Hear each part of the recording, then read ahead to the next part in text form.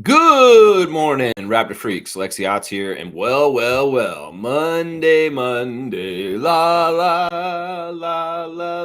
There is a game today, la.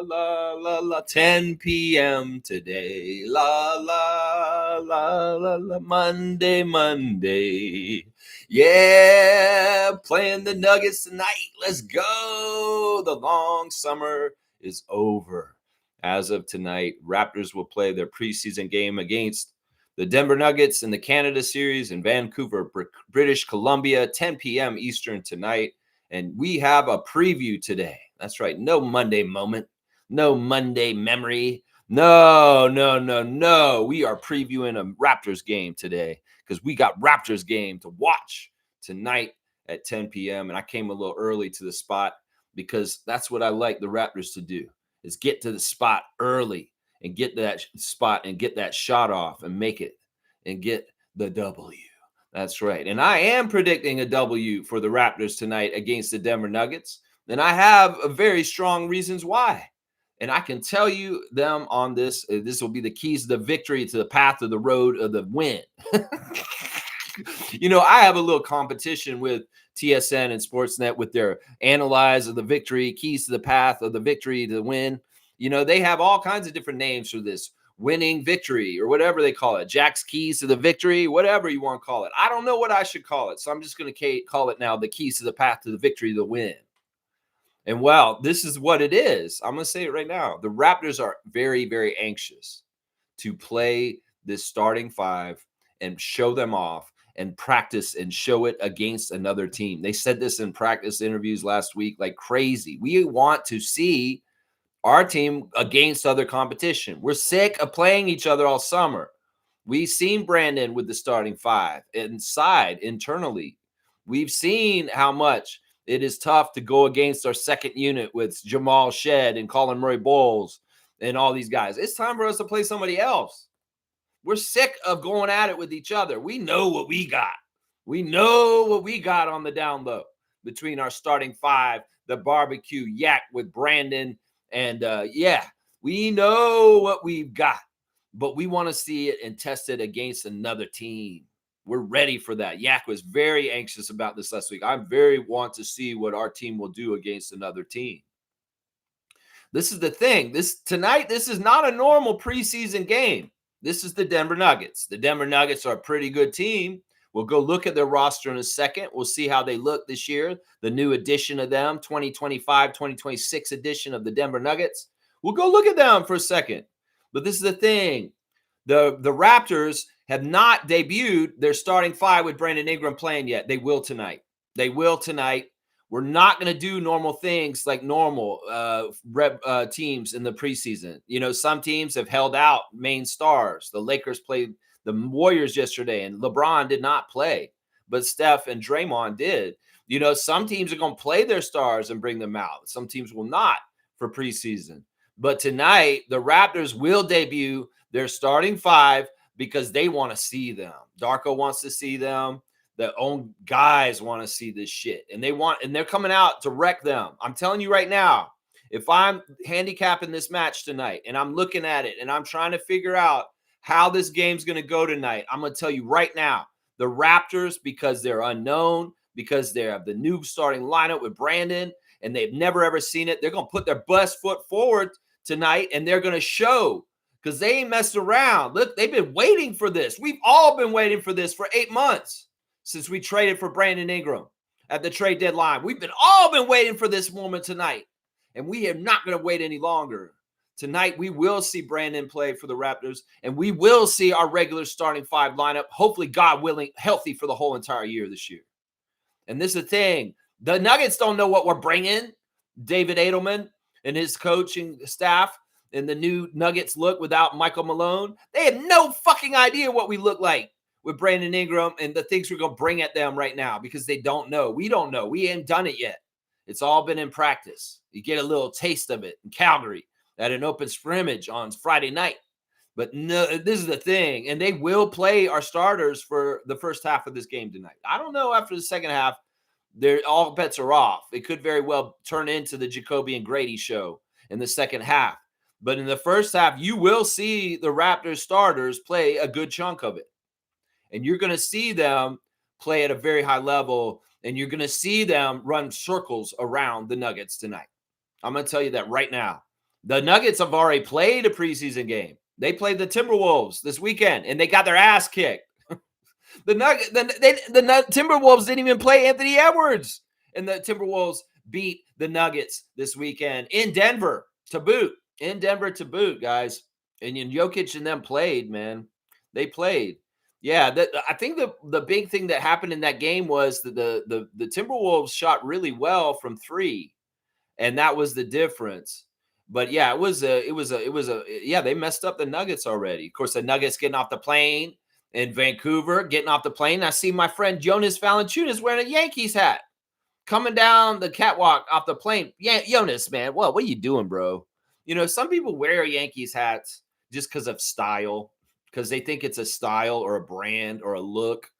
Yeah, I get it. I think that's why Jonas is wearing it. I don't think he's actually throwing his weight behind the Yankees in a Major League Baseball playoff series right now. No, I think it was just a bad timing of wearing a Yankees hat at the time. Although, Jonas, if you are Yankees Nation, I'm very disappointed in you. It's not the right time to do it, obviously, with what happened yesterday in these games this weekend.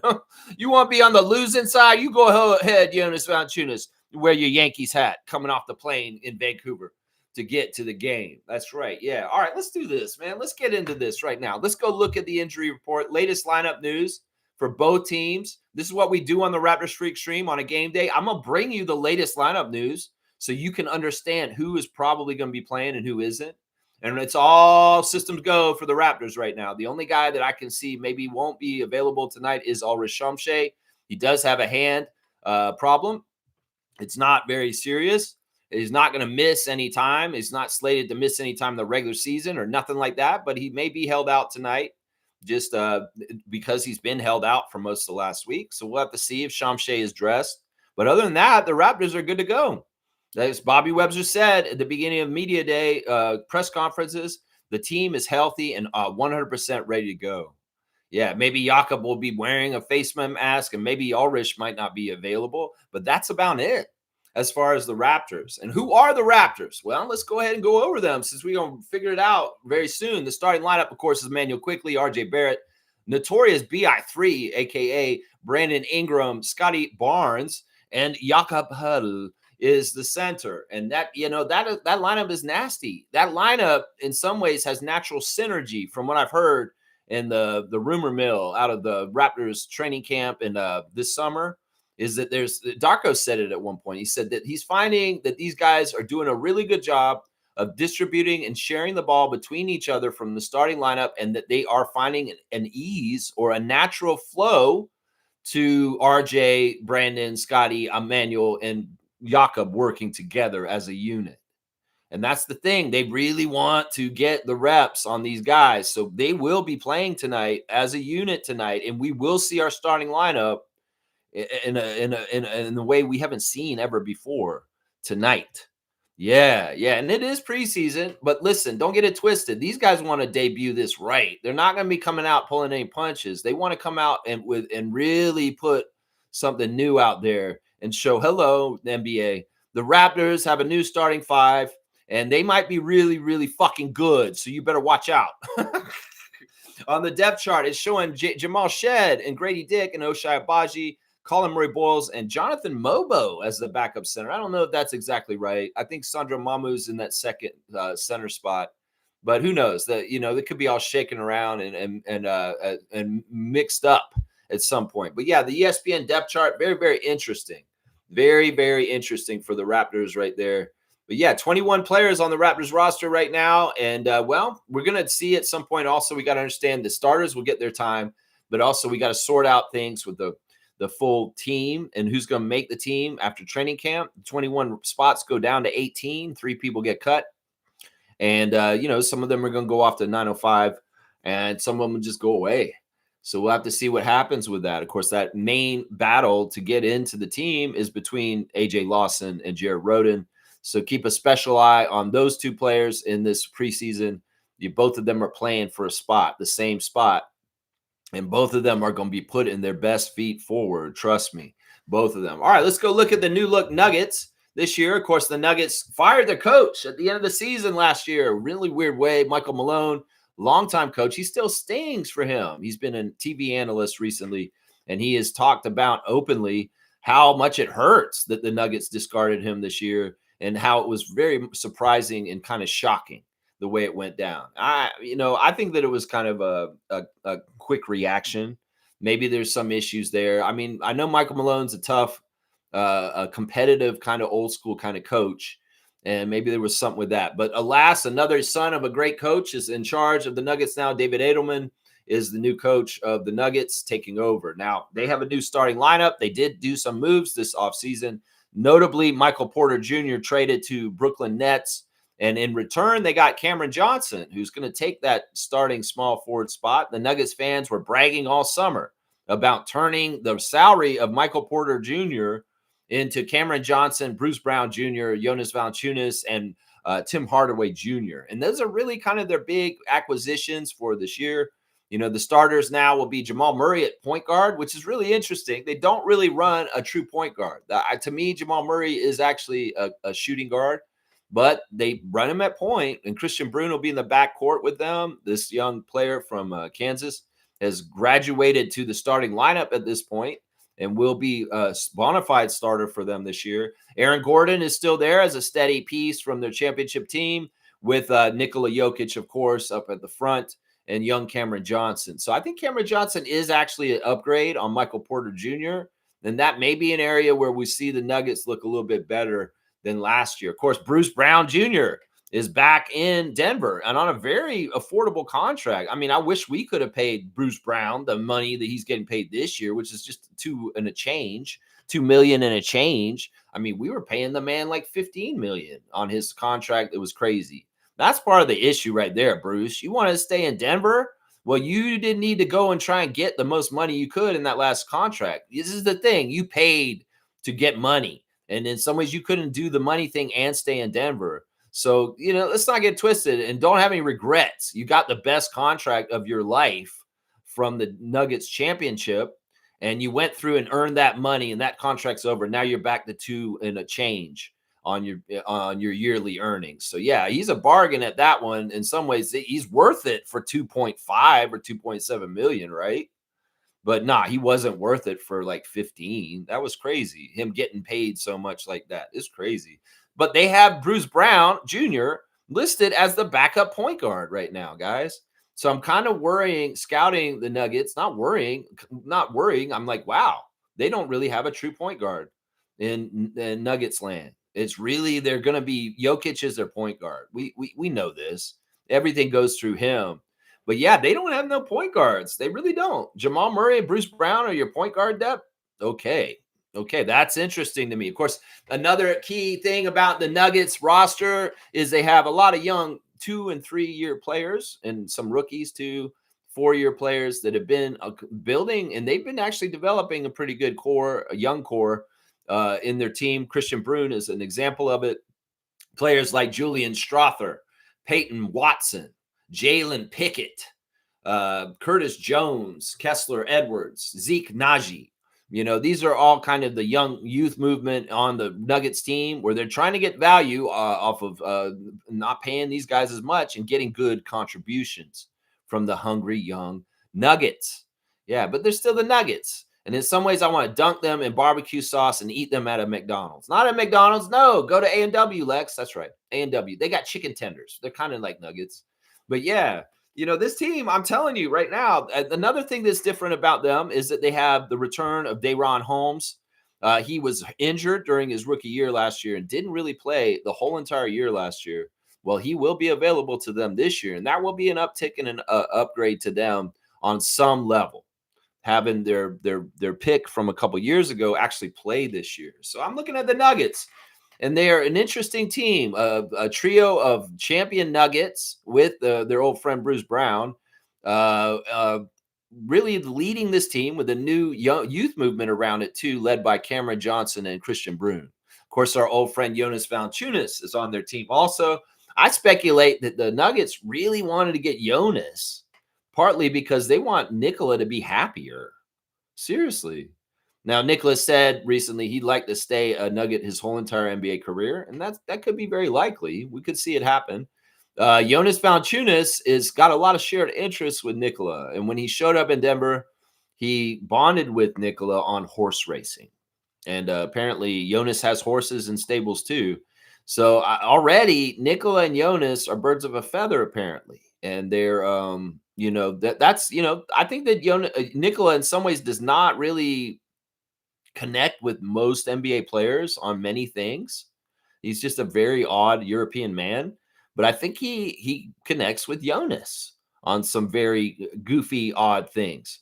And so, this may be good for his camaraderie and being more happy on the team. The move to get Valanciunas this offseason. Of course, Valanciunas was speculated that he wouldn't even report for the Nuggets, but he did. The money talked, and well, there was different discussions, and well, the Nuggets got him to come around, and he has shown up. He has shown up. So yeah, looking at the Nuggets depth chart, it's a mix of a couple of championship pieces from before: Jamal Murray, Nikola, Aaron Gordon, Bruce Brown, and then a lot of young guys. A lot of young guys. Of course, the addition of Tim Hardaway Jr. should be noted also. This is a veteran who played for the Detroit Pistons last year and helped them in a playoff run. And well, he switched up, and he's going to come and be off the bench, a veteran for the Nuggets this year. And his picture getting off the plane yesterday, he looked pissed off. He was in Canada. I don't know. Tim Hardaway Jr. is a feisty guy. His dad's got some weird views he's expressed on radio that weren't good, and he did some rehabilitation for homophobic views. But Tim Hardaway Jr. is nothing like his dad as far as a player profile. And, well, he's been a Raptor killer for a long time. So he's an X factor. He's somebody we need to watch out for tonight in some ways. If he really gets pissed off, he might try and Raptor kill. So, yeah, I like our chances in this because we're full strength and we have a shiny new lineup that we need to show off and kick their ass with. All right, let's do the ref report, guys. I've got the referees for our preseason game in Vancouver against the Nuggets, and Sean Wright is going to be our crew chief tonight. Number 4, Sean Wright is in his 20th season out of New York, New York. His favorite TV show is Law & Order. He likes the movie Love Jones. He listens to Michael Jackson. That's right. We were singing that bad the other day. You know I'm bad. I'm bad. That's right. He likes the book Crime and Punishment. He will eat some roasted chicken and veggies. His favorite app is his son's football team's app. He'd most like to visit Greece. His bucket list is a fly plane, and his hidden talent, he's a chess player. Chess player. Yeah, Sean Wright's an interesting player. He's the guy I call hanging with Mr. Cooper. And he's officiated 1,129 regular season games in 19 seasons as an NBA staff official. He's also refereed in 94 playoff games, including 1 finals game. So, yeah, Sean Wright's not a horrible ref to the Raptors. He's been fair to us in our history. We win 55% of our games over those 19 years of his refereeing. And that's pretty good considering the Raptors have an overall franchise winning mark of 47% winning. So having a 55% winning referee, that shows that he's been nicer to us than meaner. Now, the Nuggets do have a better record with Sean Wright. They win 61% of their games. So he does favor the Nuggets tonight. 61-55 is the split with the crew chief. The second ref tonight is our guy from Lithuania. He's going to come and referee Jonas tonight. Gediminas Petraeus. That's right. Gediminas is in his 10th season out of Kaunas, Lithuania. He went to the University of Maryland. He's a Terrapin. His favorite TV show is the one with what should we call it? Pablo Narcos. That's right. Yeah, he likes the show Narcos, the brooding Colombian drug lord. His favorite movie is Coming to America, starring Eddie Murphy and Arsenio Hall. His favorite musician is the Swedish House Mafia. Yeah, his favorite book is The Great Gatsby. Rest in peace, Robert Redford. Favorite meal, Cepelina. We looked that up before. That's like some sort of dish. It's from Europe. Favorite app, Peloton. So he's putting in that work. He's most like to visit Iceland. His bucket list is to cycle the French Alps. And his hidden talent is he's a ballroom dancer, y'all. This man knows how to salsa, merengue, and do the flamenco. That's right. That's right. Gediminas Petraeus has officiated 514 regular season games in his NBA career and 17 playoff games in 9 seasons as an NBA staff official. He's our favorite ref today, guys. We have a very good record with Gita Midas. We win 59% of our games in those 9 years. And the Nuggets have a below 500 winning record with him. They win 49% of their games. So Gedimidas is for the Raptors. 59-49 is the split, guys. Yeah, the third ref. If it's going to be in Canada, you might as well get the Canadian ref. The third ref is Matt Kallio, number 53 out of Edmonton, Alberta, Canada. He's in his third season. He went to the University of Alberta, which is interesting. We were in Calgary, University of Calgary, though. His favorite show is Game of Thrones. He likes the movie Good Will Hunting. He gets down to some Eric Clapton. That's right. I shot the sheriff, but I did not shoot the deputy. Woo-hoo-hoo. His favorite book is Tuesdays with Maury. His favorite meal is steak and asparagus. That's right. His favorite app is TripIt. He most like to visit Portugal, and his bucket list is to go on a Norwegian cruise. Very, very cool. Matt Kallio has officiated 65 regular season games in 2 seasons as an NBA staff official. He's refereed 10 regular season games as a non-staff official in the 2021-2022 NBA season. So the junior ref is Matt Kallio.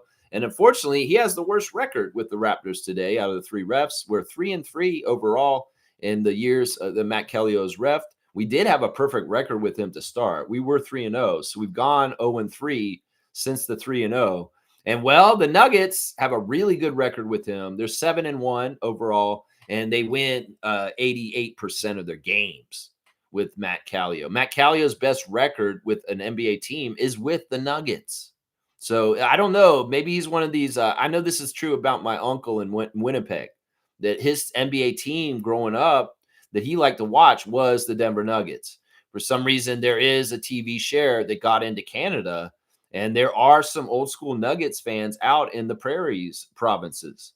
And maybe Matt Kallio is a little bit of that. That's why, I don't know. 7-1, 3-3. Those are the records. He favors the Nuggets. Our Canadian ref, Matt Kallio. I won't hold that against him.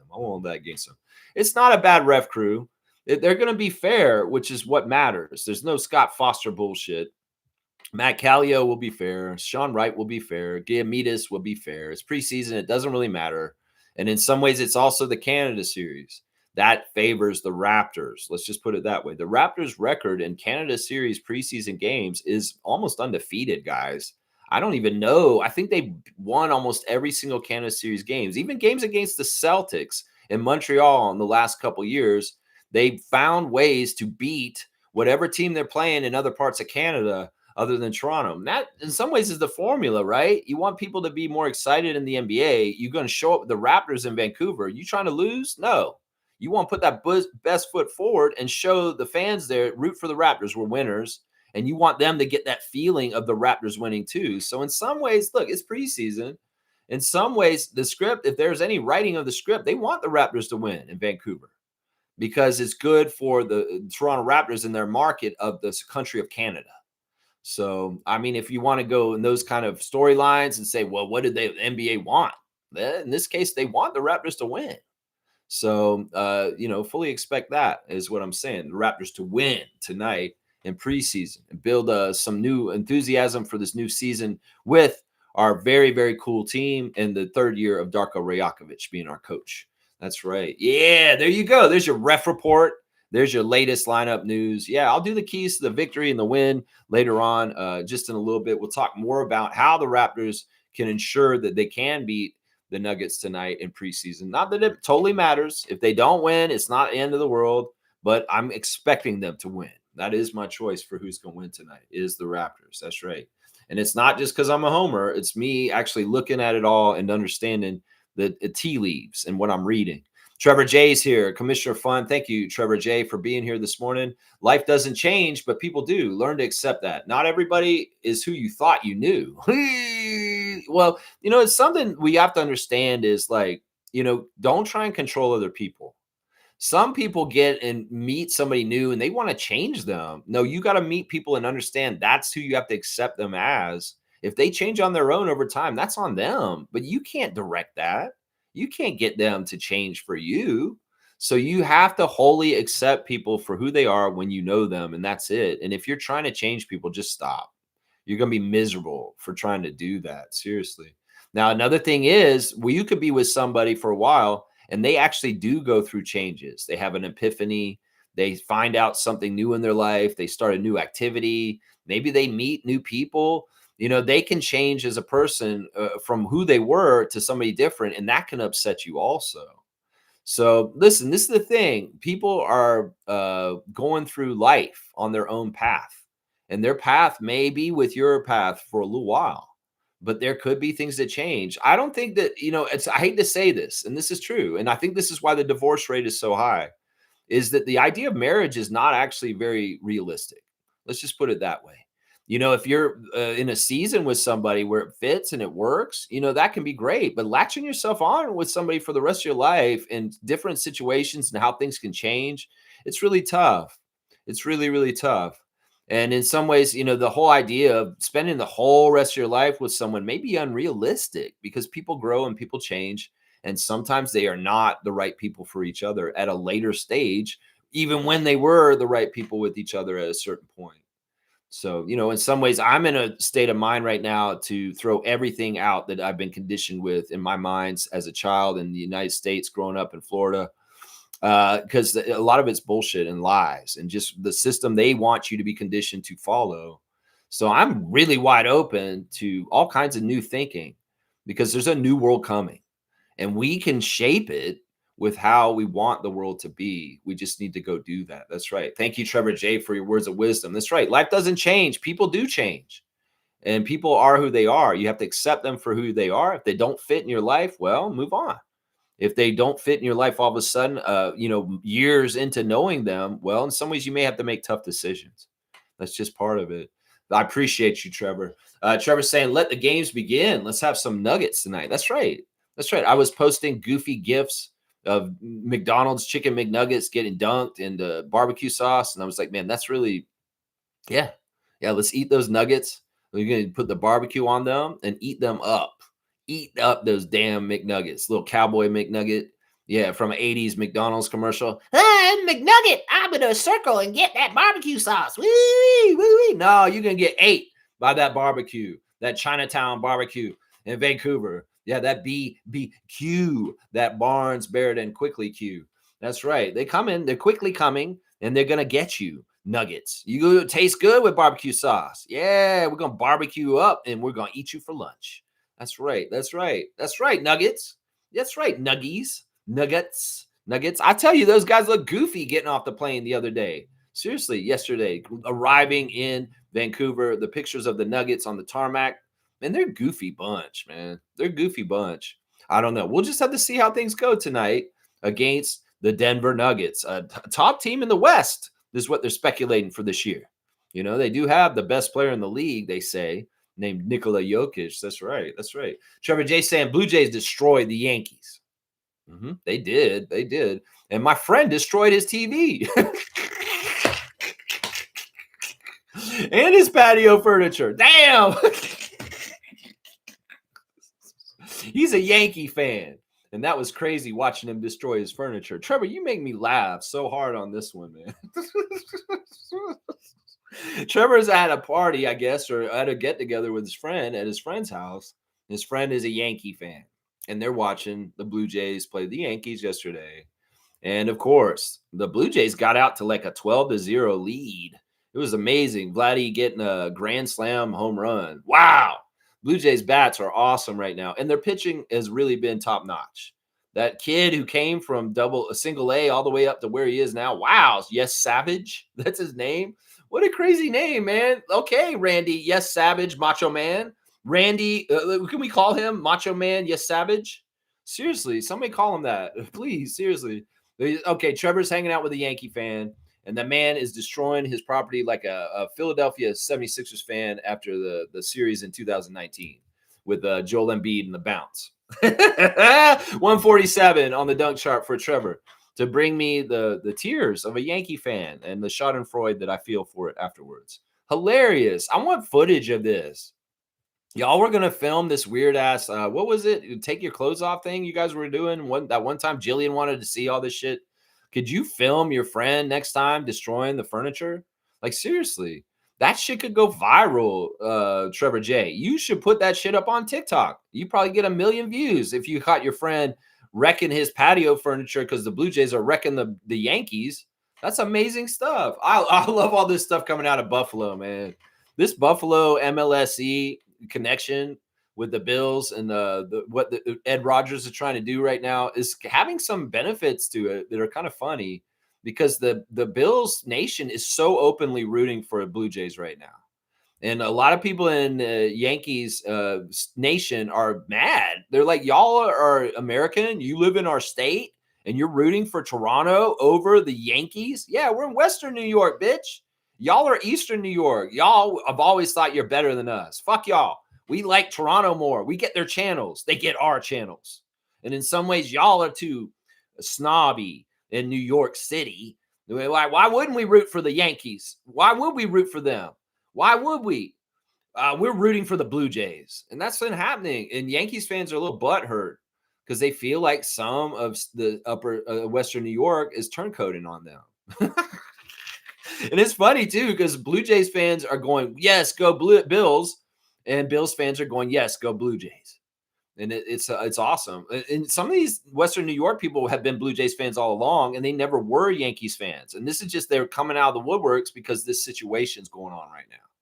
They always were kind of Blue Jays fans on the down low because in some ways they felt a more of a connection and closeness to them because they were more in proximity to the Blue Jays than the Yankees. Yeah, but there's some Yankees fans. I'm from Western New York, and I'm still a Yankees fan. What's wrong with you, Blue Jays New York fans? What the hell? It's a very interesting phenomena. As a sociologist and a demographer, studying populations and statistics like this is very interesting to me. That the Blue Jays have a strong support from Western New York right now. And it's partly because of this Keith Pelly MLSE Buffalo Bills partnership. It's crazy, man. It's crazy. Trevor J saying the Las Vegas Aces did win game 2 over the Phoenix Mercury yesterday in the WNBA finals. This was a dominant win, is what Trevor's saying. Yeah, it looked like it. It looks like there was a record broken by Jackie Young. She had a really good game. She scored like 32 points. And, well, the big three for Phoenix are not totally effective right now. And the Aces are really taking it to them. Becky Hammond's not trying to get to know WNBA finals and lose. We know this. In some ways, she's going to be like trying to be like Michael Jordan and get it every time. So it may be inevitable that the Aces are going to win another championship. And it'll be their 3rd championship in 4 years. That's wild to me, man. That's been a very, very successful franchise since it started. And it looks like they're on their way to another championship. It looks like it right now. Chriscom's here. He's saying, let's go Blue Jays. That's right. Great, Chriscom. Do you have any predictions for tonight or for the Blue Jays versus the Yankees? Listen, I know that the Blue Jays have done very well this weekend. Amazing amount of runs. In fact, they broke a bunch of MLB records. Seriously, that Yes Savage guy broke some Major League Baseball records, not just Blue Jays records. Records for Major League Baseball. And in some ways, the runs production in both the games this weekend by the Blue Jays broke some Major League Baseball records also. So, yeah, let's go Blue Jays, Chriscom. You got any predictions for the Blue Jays' final outcome with their playoff run this year? I would love to see the 3rd World Series title for Toronto Blue Jays go all the way. You know, the ESPN machine does not want you to go there. They'll get you past the Yankees. They'll predict that. But after that, they say all bets are off in the American League Championship Series. I want y'all to prove them wrong. Let's go all the way. Sly Fox, let's go all the way. Let's go all the way. Let's go all the way. Let's go. Living in a better day. Yeah. Get your 80s one-hit wonders. Raptors Freak. Sly Fox, baby. That's right. I'll name the band, too. You can go find it on YouTube now. Now that you know that's the song, play it for the Blue Jays. That's right. Play for the Blue Jays. That's right. Chriscom's saying the Raptors are about to beat up the Nuggets. Eat them up and beat them up. Put them in that barbecue. Slather them up. Slather them up. I got a 21 pack of Nuggets coming my way tonight. I'm going to eat them up. Every single one of them. I'm sorry, Jonas. Yeah, Jonas, you're like the big nugget in there. In that Nuggets pack, there's 2 huge Nuggets. There's Jokic and Jonas. And they're the 2 big, huge Nuggets. You know, what is nugget meat anyway? It's like the beak. It's like the legs. It's like they grind up every part of the chicken and they're like, you know what? We're going to make it into a nugget. It's all nugget now. Even that little funny hair thing they have, that's in the nugget. Yeah. Does that make you want nuggets, y'all? Knowing the beak is in it? Yeah. It's low quality meat. I'm telling you right now, nugget meat is low quality meat. I'm going to do some shit talking about the nickname of the team. Nugget meat is low quality meat. They call it white meat or whatever, breast meat, but bullshit. That is not. That is every single fucking disgusting part of the chicken also. It's just like a fucking hot dog. They're getting the lips. They're getting the assholes. That's right. They're getting all that shit. When you make a nugget, if you really want to know what a nugget is, you will never eat one again. I'm telling you right now. Chriscom, I love you, man. The great Chriscom. Always great to see you in the chat, man. Always great to see you. Monique is here. It is the day. Oh, glorious day. In some ways, so much gratitude today. Glory to God above. Glory to God. Thank you, Jesus, that we are back, baby. That we are back. I know Monique is hype. I know Monique got up with a woo in her step. She's just feeling it. Woo! She's like, woo! I'm ready. I'm ready to watch the Raptors play again. She was ready. That's right. Good morning, Raptor Free Crew. Happy game day. Happy preseason. Let's go, Raptors. That's right, super fan Monique Lawrence, the greatest. I love you. This day is here, finally. And thank you for your countdown. Thank you for your support. Thank you for being the epitome of a great Raptors fan, a positive fan, a fan that stands and rides or dies with her team, no matter what. She is the ultimate role model in Raptors fan nation. If you need guidance to know how you should feel about something, go and talk to Monique Lawrence. She will tell you how it is if your heart is pure for the Raptors. That's right. She will tell you. That's right. Good morning, Monique. We are here. We are ready. Let's watch some Raptors basketball. That's right. Smooth Brown Man is here. Reggie, one of our Raptor Freak trivia champions of all time. Go Blue Jays. That game yesterday, unreal. Stories will be told. Yeah, it was epic. It's epic. I mean, it's almost like a picture perfect story. The weather's perfect. They open it up the dome. You're getting that sunshine in there. We're getting an uncommonly warm October so far. We get summer weather right now. Woo-wee! It's so easy to work out in the yard right now still. Like I've been doing the last few days. Yeah. It's just like a storybook writing. You know, this kid, yes, Savage. What is this path that he went on this year? To get to 11 strikeouts yesterday and looking so overpowering with his switch ups. Woo-wee! I didn't even watch the game, y'all. I'm ignoring the Blue Jays to help them because when I watch them, they start losing. And it was tough, man. I wanted to check on them. I'm like, man, I know they're doing probably really good. I know they're probably doing really good. I wanted to check on them, but I had to practice some self-control and not do it. I did check later. And when I looked at it, I was like, holy shit, they're winning 12-0. And I was like, man, maybe it is safe for me to watch. But I was like, no, you better not. And the final score was 13-7. So the Yankees were trying to rally cap, but alas, not enough there to do it, baby. And you know what? Listen, they're trying to say, Aaron Boone, their manager or whatever, that when they get to New York, they feel real confident that they can turn this series around and still win. Okay. All right. We'll go to New York and kick your ass in your own home next. Because that's what we're doing, Blue Jays. That's right. Where's my Blue Jay stuff? Oh, my hat's inside. That's right. It's not here. It's not here right now. We're not playing today. Today is this team's playing. That's right. This team is playing right now. Yeah, Smooth saying Yankees did score 7 runs when it was 12-0. However, it was against the Jays' lowest leverage guys. Yeah, this is good. They got some rest time out there. They got some experience maybe for some young pitchers that have not got much postseason experience. You know, the Yankees are trying. They're going to be trying their damnedest to try and get out there. And they do have some power in their lineup. So at some point, you know, look, we can't be excellent the whole time. And in some ways, you know, you got to release the pressure a little bit, let them have some runs, but really hold them up. And that's the important thing. If you play really solid fielding, and you limit the runs and the advancement on the bases, you can limit the runs, and that's important. And the other thing that I'm hearing that Blue Jays are doing really well is they're not letting pitchers have easy times. They're getting their pitch counts up, and they're making contact, and they're making sure that the Yankees have to play. And that's fantastic. Go Blue Jays, go. That's right. We've been waiting for this. And ooh, it's sweet. It's so sweet to finally play the Yankees in the postseason. Well, it's just a repeat of what we've been doing to them for a couple of years now. We kick the Yankees' ass regularly. in the regular season is now we get a chance to kick their ass in the postseason. And I'm all about it. Oh, you, Reggie, it's so good to see you, man. I know you're on cloud nine right now. I know you're feeling it. You're feeling it real nice. You got Raptors basketball tonight, and your Blue Jays are up 2-0 on the Bronx Bombers. That's right. Chris comes saying, come on, Jonas. Former Raptors got to know better. I know. I was like, what the fuck, Jonas? Read the room. Understand what's going on right now in the sports world. You're going to put that Yankee hat on. I mean, I know you love Toronto. I'm not dissing you because I know you're alumni and you're fine with Toronto. You came back to Toronto this summer and you premiered a movie here, a Lithuanian movie that you wanted to do the world premiere here in Toronto. You could have done it anywhere, but you did it here in Toronto. And I know you spent so much time here and you have no ill will towards the Raptors. We've heard you talk about it. And we know you love this city and you love Canada. So why the hell are you wearing a Yankees hat yesterday?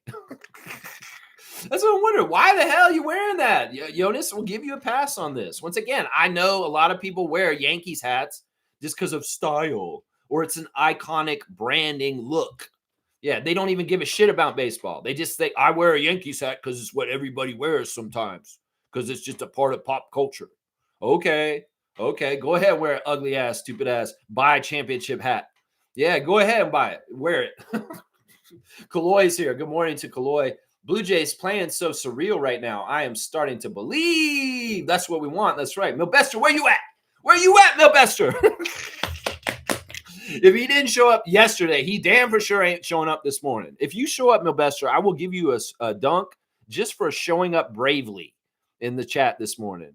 And somebody's, I mean, the Yankees fans are feeling it right now. They're reeling. They are reeling. They are not happy. And Jays fans deserve this jubilation. I'm telling you right now. That's right. Smooth saying it's going to be a very hostile environment tomorrow. Will be very tough, I believe, though. That might actually harden them. I mean, shit. Vladdy's very open about how much he hates the Yankees. And I love this. He's had comments. It's kind of crazy why he hates them.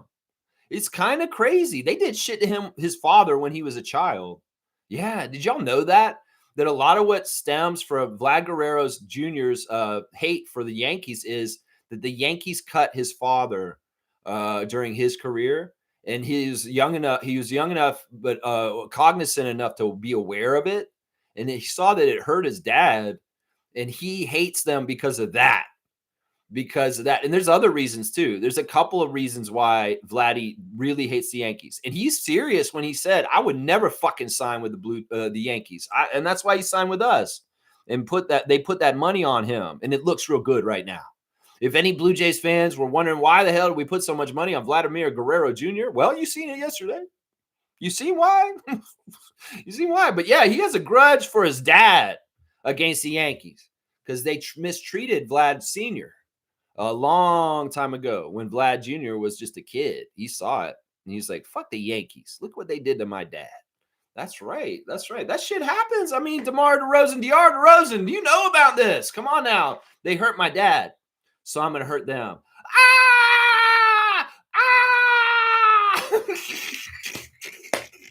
I love you, DR, even though you totally fucked us up in that playing game against the Bulls. And honestly, I'm okay with it because we're even now. Yeah, we traded your dad to get Kawhi Leonard in a championship. But man, you screwed up on one of our seasons with Nick Nurse and you made our coach have to go away. And you totally ran us off the court. DR DeRozan. Never underestimate a child's love for their parent. That's a message right there. That's right. Let's go. Cool Cat is here. Good morning to Rapid Freak crew from the coach, Cool Cat, our WNBA expert, our Pascal Stan #1. Cool Cat, did you see the Sunday Bangers yesterday? Oh, this segment is becoming one of my favorites. Oh, do you know this banger? Do shuffle, Siakam shuffle. Do you love this banger? And he's so happy. Oh my God. It's such a breath of fresh air to see one of my groats, Pascal Siakam, dancing and loving and singing and so jubilant and smiling. I need that every Sunday. I need that Sunday banger, Pascal. You need to come with it every week so I can see what you're grooving to and getting down to and just how happy you are. That window to see this. I love it so much, Polka Dot Door. I love it so much. I want to see the window to your life and Sundays and see the joy on Siakam's face. I know Cool Cat enjoys it too. He is in such a good place. Look at Siakam. Look at him living his best life. We love that man. Yeah, Monique is saying 16 more days until the Raptors' regular season starts. See, she's not even stopping the countdown. We got to 0 for preseason, and she's going to look for the next. And that's 16 days until we play the Atlanta Hawks in Atlanta to start the season. It's a very strange opening game for the season, playing the Hawks on the first day of this season on the 22nd. It'll be a Wednesday, and we'll be in Atlanta to start the season. Yeah, it's often where we're usually playing at home to start the season, but not this year. That's right. Good morning, fam, and happy game day from Fiercey. Good morning to you, MJ. Hope you are doing very, very well, resting and comfortable. And Fiercey Jr. is doing fantastic also. Let's go get it. Let's go get it. And thanks to everybody for being here yesterday for the fantasy draft. It was an enjoyable, fun draft. And I hope you like your team. And well, the waiver wire moves are in, and we'll just see how they all go down when the waiver wire time passes and see who's going to get what and whatever. And once again, guys, if you do want me to do a review of your fantasy team, I will do one of them today. Whoever gets the comment in first in the chat will get their fantasy team reviewed by me on the show today, if you'd like that. That's right. Shaq Lindsay is here. Thank you for supporting this channel. Shaq Lindsay, Reggie, Fiercey. Thank you guys so much for being members of this channel. And their monthly support is very, very helpful. I appreciate you guys. This is a critical season for Emmanuel Quickley. We all know Emmanuel's potential on offense, but on defense is where his impact is felt on this team. Yeah, I mean, if anything, we just want Emmanuel to be more active and aware in expending his energy on the defensive end. You know, he's not a bad defender. It's just really he has never really focused his energy on that end of the court. He's very much being an offense first kind of player, and very much because he's so quick and he has such good skills on the offensive end. You know, he in his basketball career didn't really have to do a lot of that work. But at this point, if he really wants to get to the next level, he needed to build his body up like he did this summer, get his conditioning up, and really start to look at that other side of the court a little more seriously. And really kind of like understand I'm not absolutely needed to totally go offensive 100%, because we've got other offensive guys on this team that can help carry the load with me. You know, Brandon's here and healthy now, and RJ's still going to be a badass, and Scotty's going to do what he's going to do. So IQ can take some of the energy in his energy bar from the video game and spend it on the defensive end this year. In fact, I expect all of them to do this. Scotty is a defense first player in his mindset. Brandon and IQ and RJ are not, but those guys are going to have to be somewhat of a percentage of their mind in the defensive world and what they're doing. Brandon likes the challenge. He's already talked about it, saying that Darko is going to make him a more complete player. And he loves that assignment. In some ways, he likes that challenge. A lot of players would be like, no, man, I don't want to play defense. I just want to score. No, Brandon wants to be the best basketball player he can be, and so does Emmanuel. And they know the assignment. And we may see a very different Emmanuel energy on defense starting tonight. We may very well see him playing more like Shed on the defensive end, like Shetty was doing last year. And I think this is going to be a huge impact for the team in the way Shaq Lindsay's saying. This is going to help us win, guys. And in some ways, it's like, look, you know, we don't need you to totally go all out on the offensive end. We do need you to save some of that energy for the defensive end. Emmanuel, Brandon, and RJ. That's right. That's right. G saying the Yankees need to call Vladdy Daddy.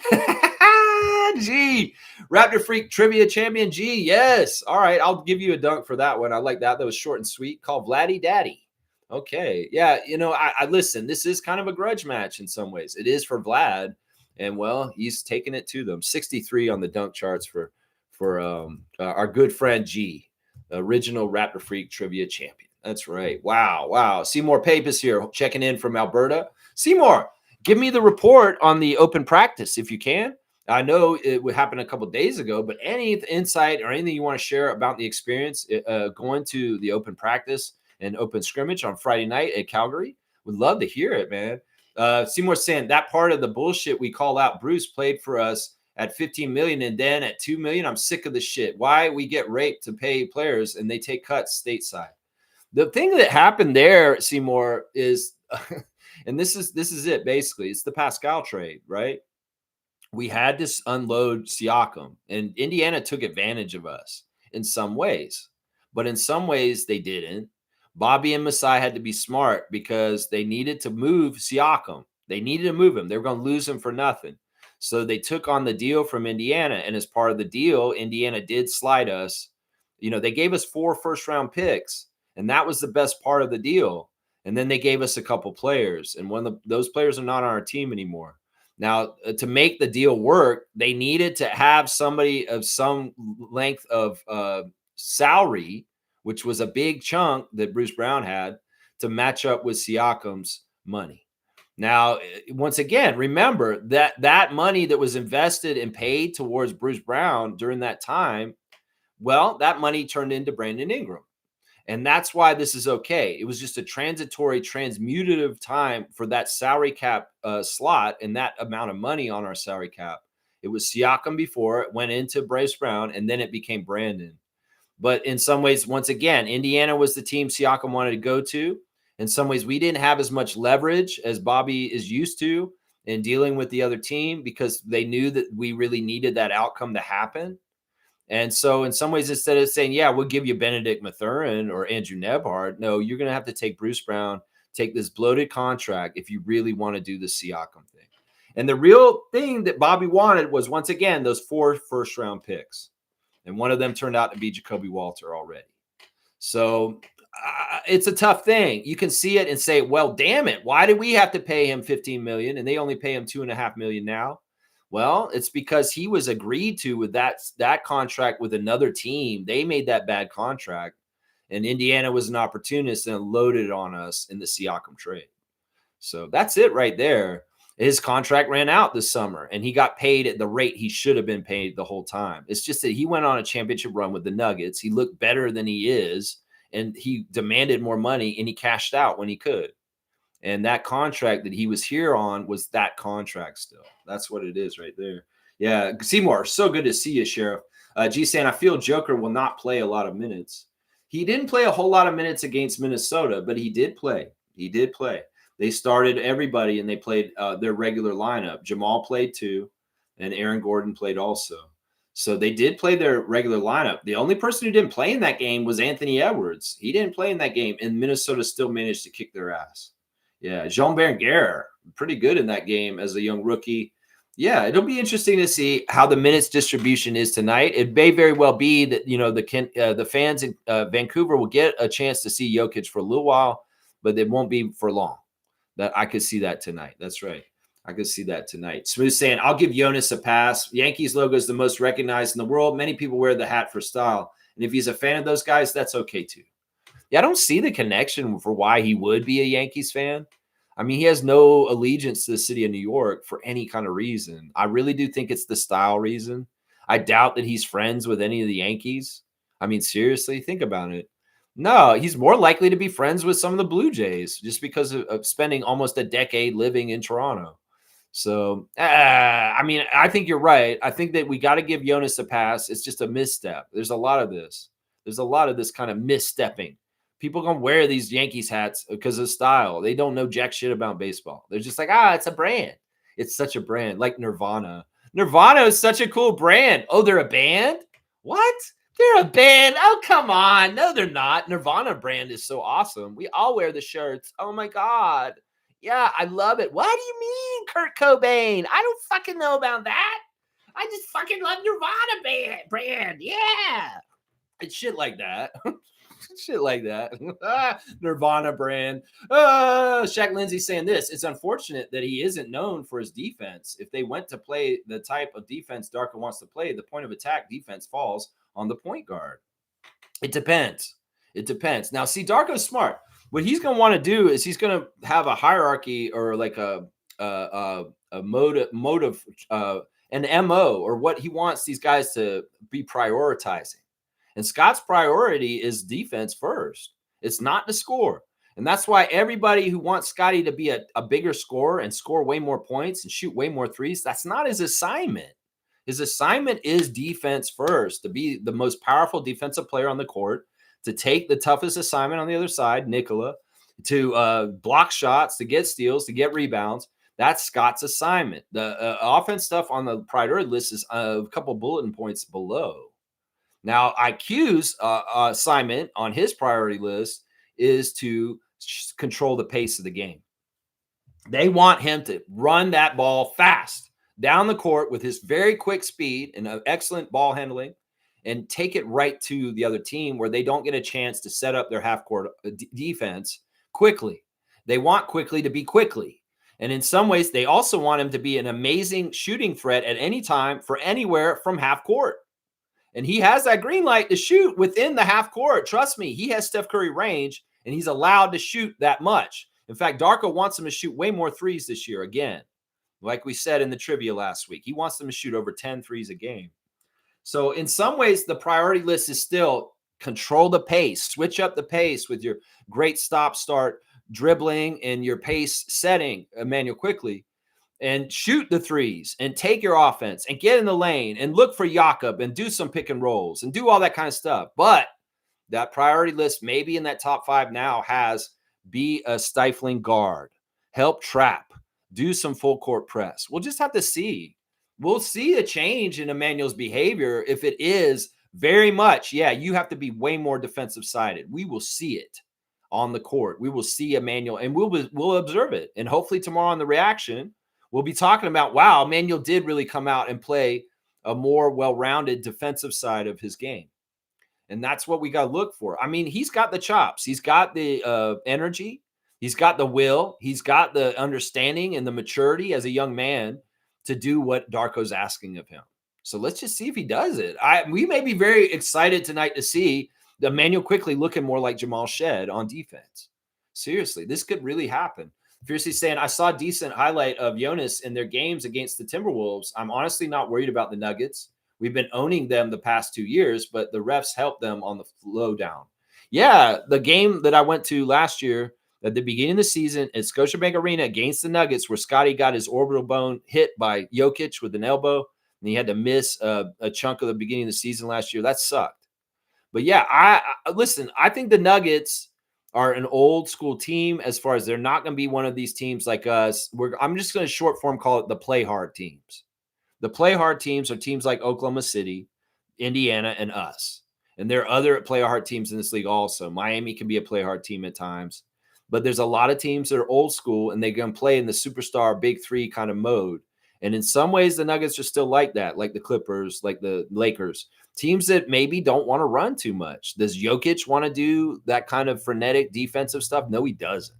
He wants to play his pace and his triple-double stature and what feeds what he's working at. In some ways, he's not conducive to do the kind of defense and things that we're going to do, because in some ways, he's not as mobile as somebody like Jakob.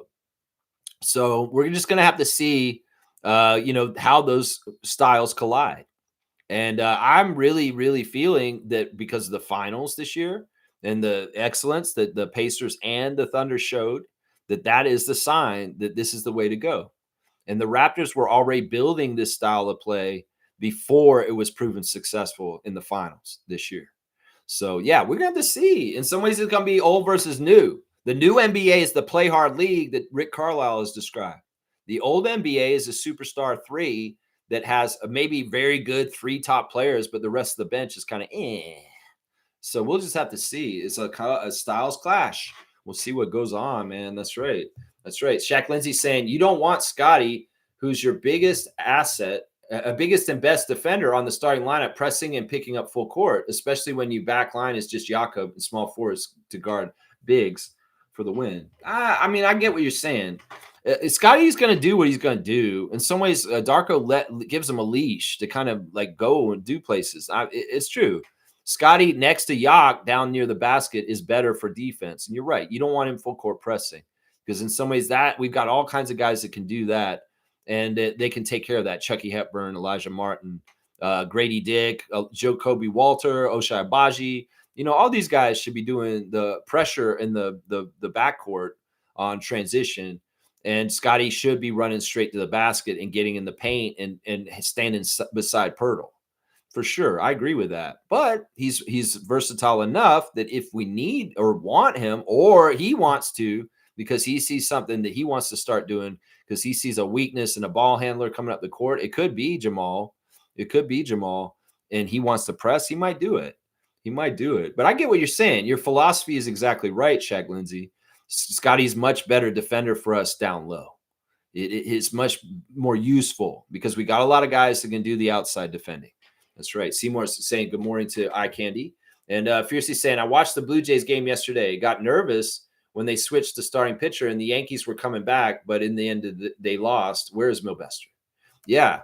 Yeah. The John Schneider got booed for pulling Savage out. The fans didn't really want that to happen. But, man, you got to understand, he's got a guy who just went on this crazy journey from the lowest levels of baseball to the postseason, and he's having a dream start.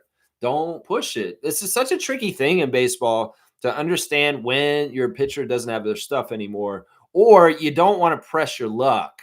You're not everybody's Jack Morris. You're not going to be able to do this shit.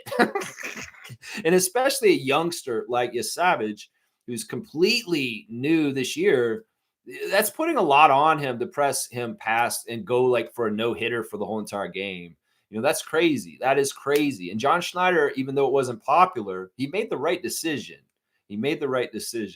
Yeah. Fiercely saying, I didn't even watch the game, and it sounds like I did, right? It sounds like you did. I don't know how you do that, Lex. How do you know? How do you know you didn't even watch the game? I just know, man. I just know. I just do. That's right. All right, let me see. I've jumped ahead in the chat. This is fun, man. I'm so hyped to have a game to go over today.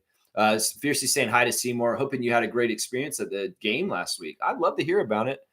Seymour saying it was okay. I paid $160 to get it in waited last minute to grab a ticket.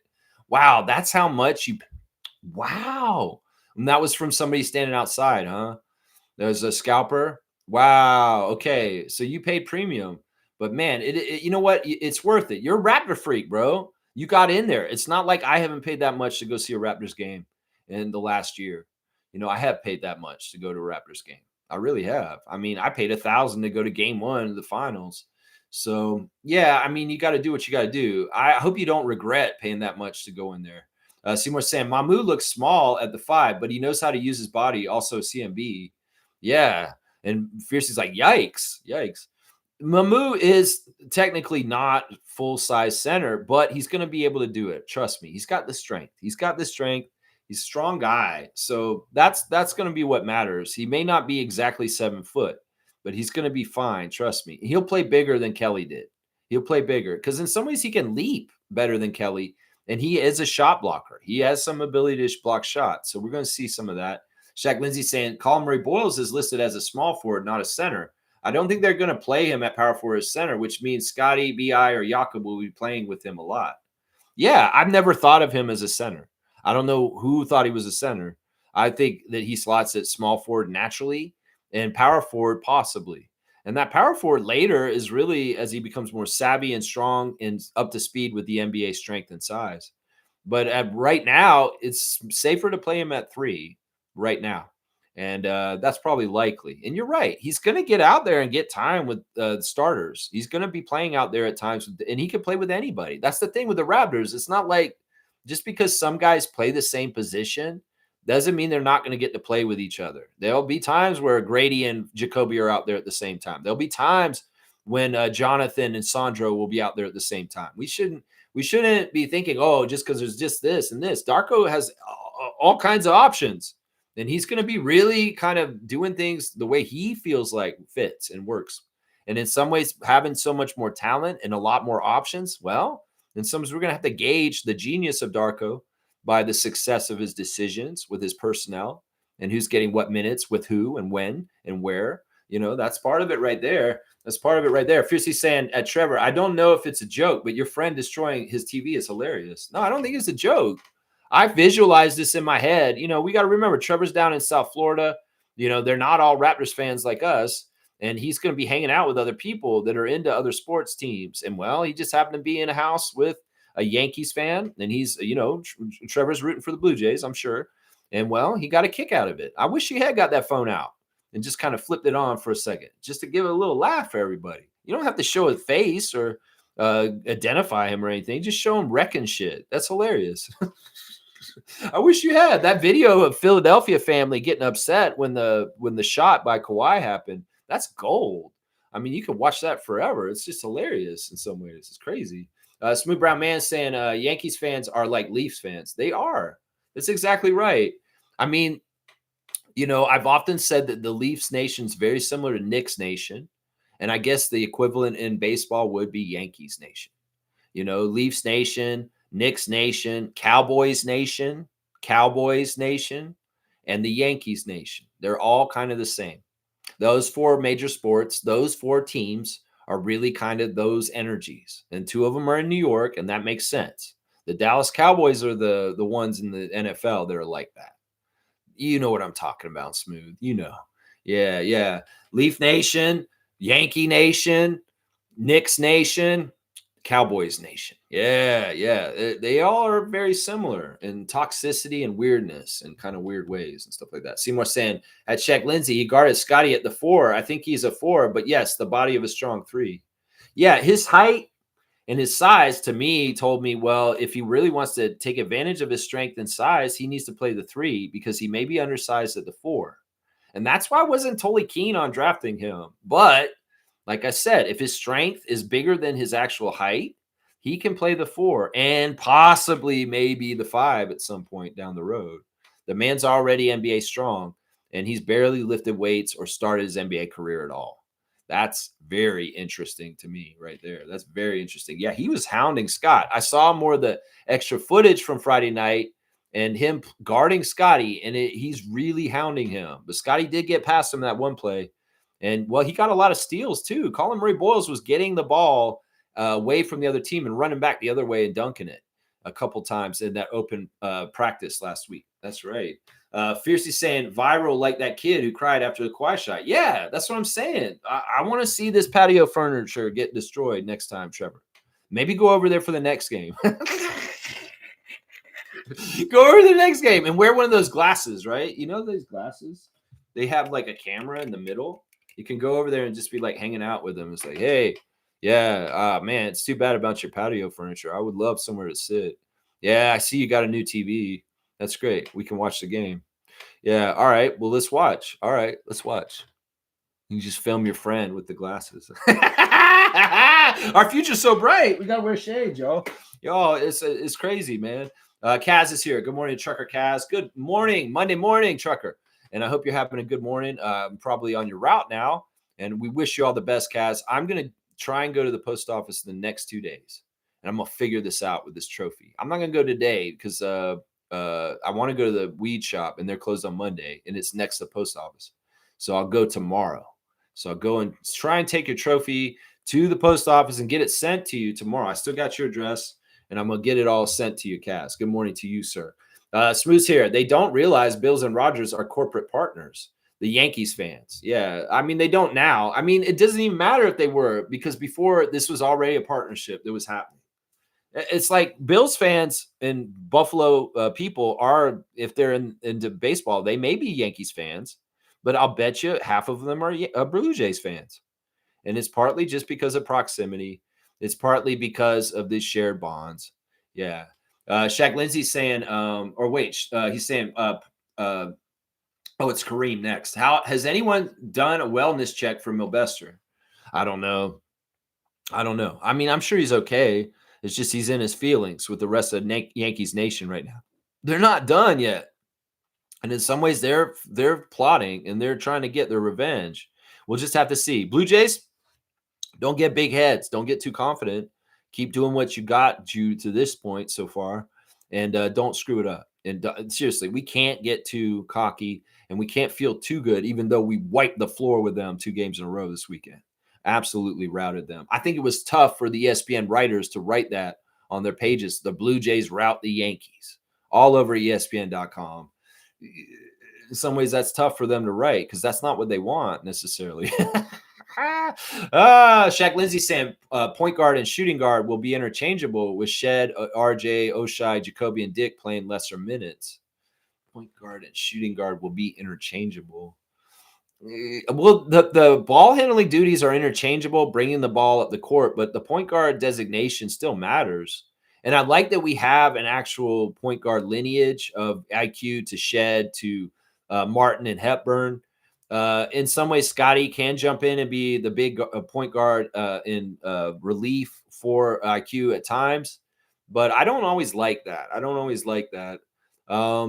if they're interchangeable. I don't think that's the right descriptor for this. I mean, the point guards are still going to do the point guard duties, and shooting guards are going to do the shooting guard duties. So I don't totally understand your comment, but yeah, I don't totally understand it. These guys are going to get lesser minutes for sure because they're all in competition with each other, and some of them may be sitting at times and missing games even because there's so many good players in our rotation right now. It's just how it is. Reggie saying, and yes, Southern Ontario is much closer to Buffalo than New York City. Yes. Like I said, they can watch the Blue Jays games on TV. Well, they have Sportsnet. And, it's just across the water. You could have grown up in Buffalo and watched Blue Jays games on your antenna before cable and got into them as a kid just because that's the closer market. And that was what was on your TV at that time. So yeah, we are definitely closer to the fans in Buffalo. That's right. Shaq Lindsay saying, I also think Sandro will be used at center and power forward with Jakob. Yeah, they can do this. They did play Pirtle with Olynyk at times in the year before, and it's an interesting look in some ways. But yeah, they could totally do this. And Jakob actually intimated that in his press conference recently, or in one of his interviews, saying that there will be times where he plays with Sandro. Yeah, I could see that. I could see that. Yeah, James is saying that's an interesting front court. I like it. Sandro with Jakob. Yeah, that's definitely, Yak is always the 5 whenever he's on the court. There's no changing that. Maybe in San Antonio with different lineups, he may have been out there and he might have been playing a little bit of 4, but with us, he's absolutely always the 5. And Sandro goes to 4 with us. And that's not bad. That's a natural position for Mamu. And it'll be interesting, especially because Sandro has that 3-point shot. You can do this. That's part of the prerequisite. If Sandro was a big man who didn't have a 3, you couldn't do this because that's 2 big men with no 3s. And what the hell are you doing with your lineup if you're trying to do that? Some people just hate Jakob because he doesn't shoot 3s a lot. And they think he's no good and shouldn't be on this team. Those are casuals. Those are idiots who think that everybody has to shoot 3s in the NBA to be a good player. Total idiots, honestly. Man, these over importance on offense and 3-point shooting fans are such dumbasses. They piss me off so much. I see them all over the place in social media. They're absolute idiots, and they do not know basketball. Seriously. They want to diss Jakob and say he's not on this team just because he doesn't have a 3-point shot. You're idiots, honestly. Complete idiots. All right, let's keep going. Let's see. James is saying that he thinks that Sandro is probably our second best shooter after Grady. No, come on, man. Battle's our second best shooter. For sure, it's Jamison, it's Grady, and then Jamison. But Sandro may be in. I don't know if he's in the top 5. I don't know if he's in the top 5. He's in the top 10 though, probably. He's shot very well. He did really good for Georgia. He shot pretty good out there, and he did good in the open practice on Friday too. Kaloy saying Colin Murray Boyles looks to be as good as advertised defensively. I love this for Scotty. Having a sparring partner to sharpen him up. Yeah, I don't like that term, sparring partner, but it's definitely like a good person to make it harder for Brandon, RJ, and Scotty, all of them to score. And that's the thing. Good defender on your team is a good thing to have. And the promise of offense that possibly could come with CMB also, well, let's see. Let's see where he develops on the offensive end too, man. Let's totally see that. Yeah. Let's see. Seymour saying, imagine being in a city where people don't like people from Toronto due to politics, but still put on a Blue Jays hat and support a Toronto. Laugh out loud. Make it make sense. Laugh out loud. Politics is dumb. Well, some of it is just white supremacy. Like, seriously, let's just cut to brass tacks. This isn't politics. It's called racism. Let's just get fucking real here. Seriously. A lot of people are trying to act like, they're not racist, but they are. And they're showing themselves finally. Absolute fucking racist. And honestly, a white Albertan that doesn't want to root for the Raptors, that doesn't like Toronto because there's a lot of immigrants and it's just a big city and they think they're so much better than us, but they root for the Blue Jays. Well, you can figure it out, Seymour. Seriously, you can figure it out. I mean, there's a lot of people that say, I like football and hockey and baseball, and they leave that basketball out. It's because there's a lot of open white supremacy going on right now, and it's led by MAGA and fucking right-wingers right now. And they want to be open and able to be racist in their everyday lives in every way. And they're boldened. So that's a lot of it. Let's not even talk about it being right or left anymore. It's just fucking racist at this point. There's good people that aren't racist, that believe in justice and equality for all. And then there's fucking racists, white supremacists who want to subjugate people of color in different various ways right now. And they're using the government as a weapon to do it. And that's what ICE is. That's what MAGA is. That's what the conservatives in this country are. So reject the hate, reject the racist. Danielle Smith, racist. And I can say that, and it's absolutely true. It's not like I'm hearsaying or just making shit up. They are blatantly being white supremacists and racist right now. So that's what it is. You want to make it sense? Well, understand there's a lot of white supremacy in Alberta where you live, bro. You want to make sense? That's it, bro. That's it. That's it right there. James is saying, I want Pirtle to do good this year. He's on my fantasy, laugh out loud, 20 and 10. Well, I want him to be healthy. That's the most important thing that we need right now. That's the most important thing. We need him to be healthy. He's going to be solid if he's healthy. That's right. Fiercely saying the secret to the Aces' success is multiple pieces who contribute when others have off nights. Also, MVP is a huge factor as they clearly don't miss Kelsey Plum, and Jewel Lloyd declined this season. You know, she had a good game, though, Jewel Lloyd off the bench for the Aces and did really help them with a bolster there. But you're right. Jewel Lloyd has slummed this year as not being as good as she was on the Storm. And, you know, in some ways, that's part of what happens when you go to a team that's very talented. You know, your role changes. You're not the paramount person. And in some ways, you know, she's ring chasing. That's obvious. Jewel Lloyd is ring chasing right now. That's for sure. Fiercely saying, so their strategy of moving her to the second unit helps as it gives a spark on offense, and she helps that way. Yeah, that makes sense. This is the optimal situation Darko will have as our bench is extremely deep. Yeah, that's what we want. We want Grady and Jacoby to be instant offense off the bench. I want, seriously, Jacoby Walter to look like Ben Mathurin this year. If he can come out and score and burst like Benedict does for the Pacers off the bench, that will be huge for us. And Grady, in some ways, Grady needs to be that sharpshooter kind of shooter. In some ways, the role that Sam Hauser has played for the Celtics in recent years. Hauser may be starting this year, which is crazy. But yeah, we need Grady to be that three-point specialist, money shooter from the bench right away. And Jacoby, we need him to be a scorer, just like Benedict. If you can be anything like Mathurin this year, seriously, Jacoby, you will be making a huge leap. Seriously, if that man can try and almost average 20 points and he comes off the bench and he only gets 15 minutes a game, that's what I'm talking about. And let's not get it twisted. Benedict Mathurin is a very special scorer, but Jacoby could do what Benedict does. I can tell. He can get that kind of volume and scoring in short bursts and low minutes.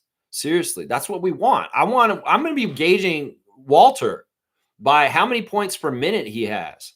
I want him to, if he has 12 minutes a game, I want him to have 15 points. That kind of shit. That's what I want to see right there. That's right. James wants me to rate his fantasy team. So we're going to do that. This is a new segment since we did our fantasy league yesterday. I'm going to rate fantasy teams in our league if you ask me to do it. So James is going to get it done first. Now, James's team is, which one is it again? It's the Load Managers. That's right. The Load Managers. This is James' fantasy team that we drafted yesterday. And his team he got his first pick was Luka. So yeah, first right off the bat, James, I was sus on that. You took Doncic over Giannis, man. I can't abide by that, man. First of all, Lakers are going to be load managed and lazy like they always are. L is for lazy, and LeBron, Lakers, Luka, it's all part of that. And man, in some ways, Giannis is going to have to carry so much more in Milwaukee that I was shocked that you and Jason Dukes, I believe, passed over Giannis for Luka and Anthony Edwards at 4 and 5 in our draft yesterday. So right there, I think you messed up a little bit there. I love Andrew Nebhart on your team. I love that Canadian content. I think he'll build off of his season last year. And with Halliburton out, Andrew Nebhart's poised to have an uptick in his stats this year. Gary Trent Jr. is a player that I like, but Milwaukee's going to be a mess. And you know what you get when you get Gary. You're getting a guy who may be there for you or not there on any given night. Franz Wagner, a decent pickup. I like the player Franz Wagner. Mikal Bridges is a solid all-around player that will get you stats in a lot of ways. Not a bad player. Jakob is a great center for you to have. And you got Okongwu also as another center for you. Tobias Harris is a very underrated fantasy player that you can rely on for a lot of stat categories and stuff like that. He's somebody who's been a secret in fantasy for a long, long time.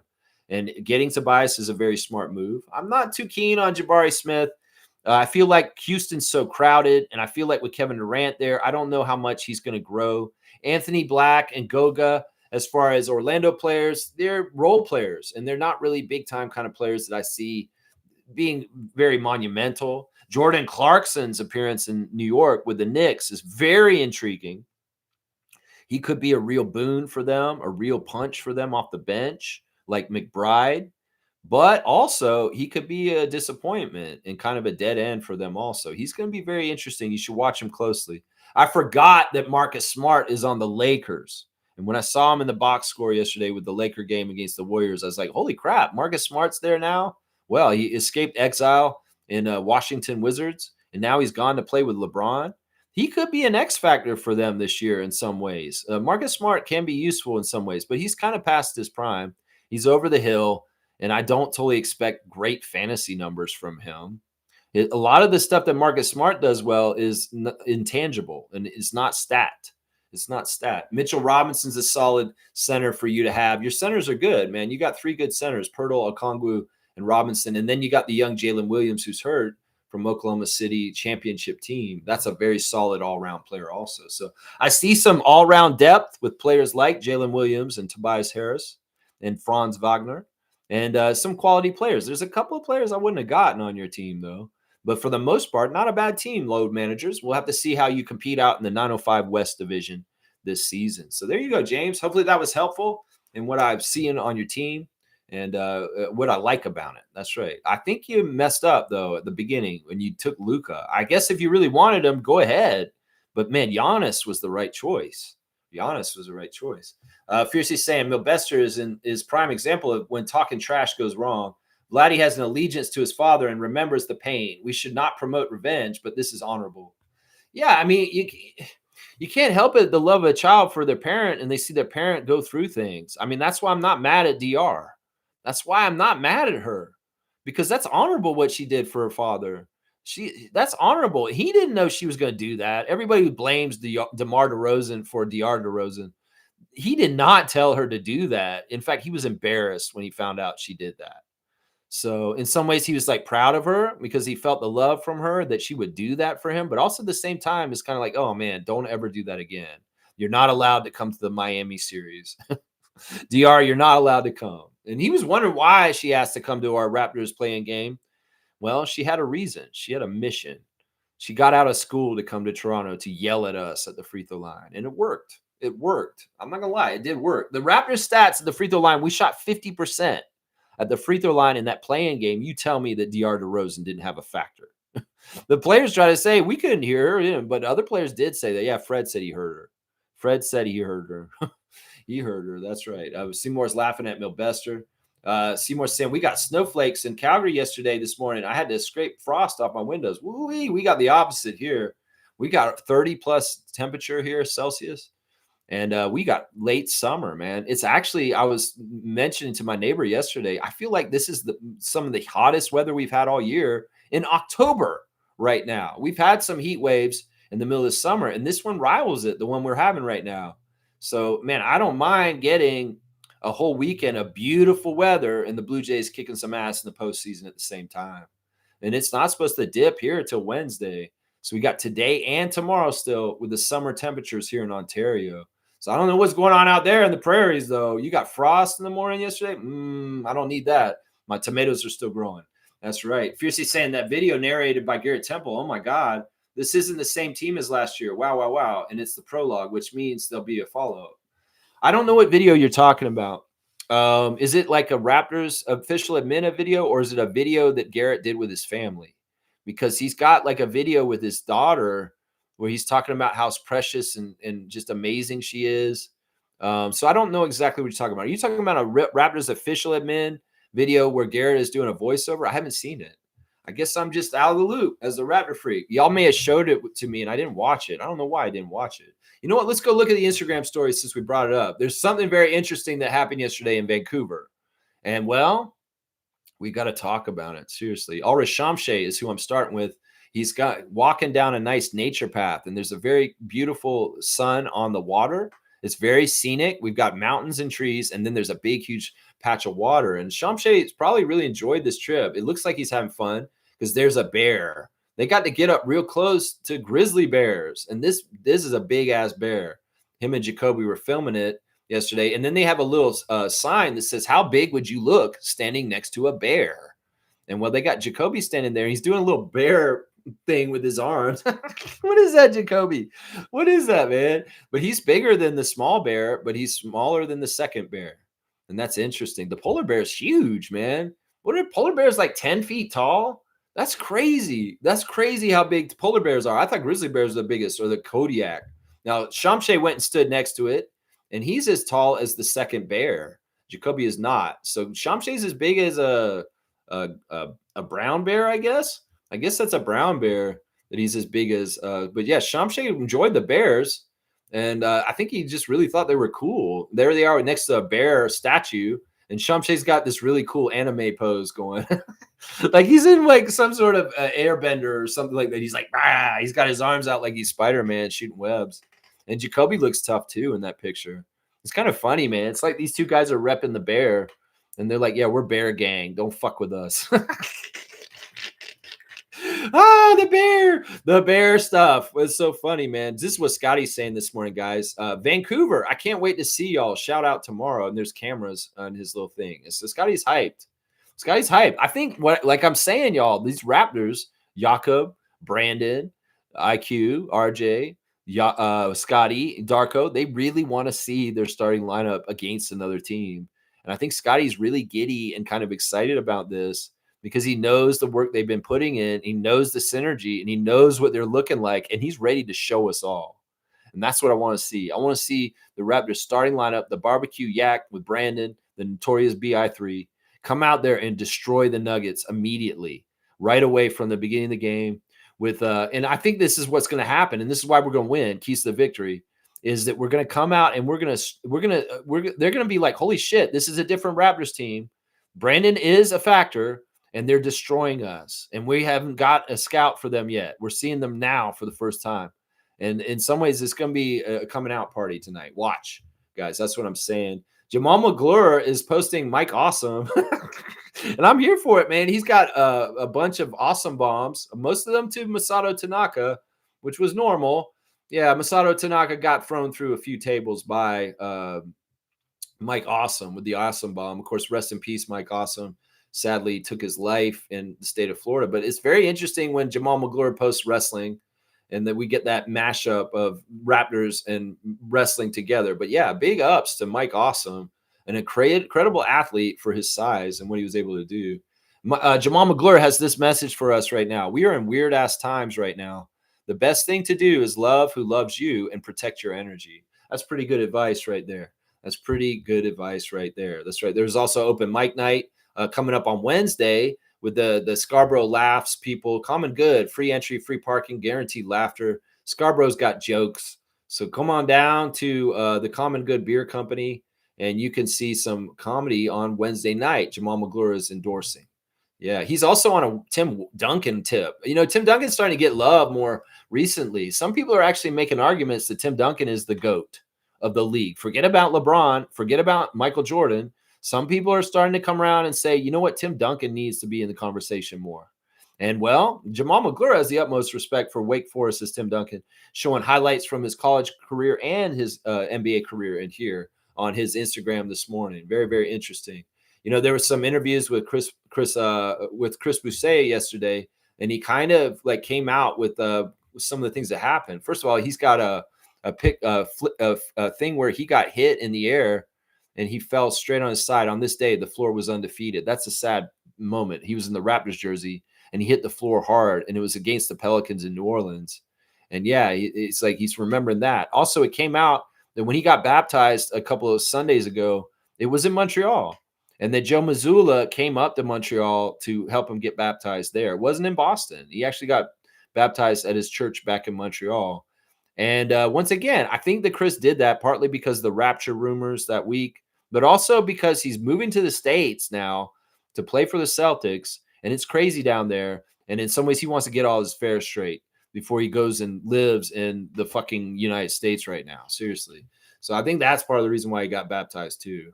Is that all right? Let's see. Understand the grind gear. Go buy it. There's Jacoby's pictures from yesterday and his sightseeing with Ulrich. I don't know if the rest of the guys went, but at least Ulrich Shamshay and Jacoby Walter were looking at bears yesterday, and that's pretty cool. Eric Smith is taking pictures of being in Vancouver now also, but his heart is in a bunch of different places. He was with the Blue Jays yesterday with them winning 13-7 against the Yankees, and also he was in the Bills Mafia over there also with Jack Armstrong. Of course, they were watching the Bills game after the Blue Jays game and getting into it then. So yeah, there's a bunch of the guys. It even looks like Anton Wright, the in-game services guy, is there with Eric and Jack Armstrong watching the Bills games. Vin Bagnani is showing off his daughter doing gymnastic. Wow, she's really good. She did some flips there. And there's Pascal's banger of Sunday banger. Who knows this banger? There's the joy of Siakam. I love that. Lindsey Dunn at the game yesterday for the Blue Jays. The dome was open, and there's the CN Tower, game 2 of the ALDS. And man, Lindsay wearing red at the game yesterday and putting the bunny ears on her friend there. Let's fucking go. That's right, Blue Jays. Let's fucking go.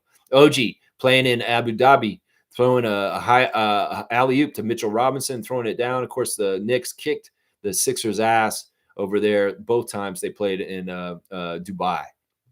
Let's see what else we got. AJ Lawson in Vancouver was working with a camp with NBA Canada and working with the kids. So he's been putting in stuff as the Canadian player on our team. Hard work pays off on the daily. That's right, AJ Lawson. Go get your roster spot.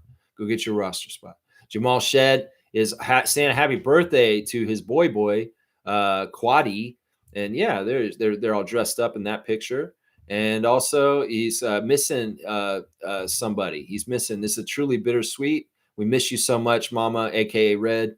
Just know that we are holding it down for you. Yeah, I think I don't know if his mother is his aunt, but he misses his aunt.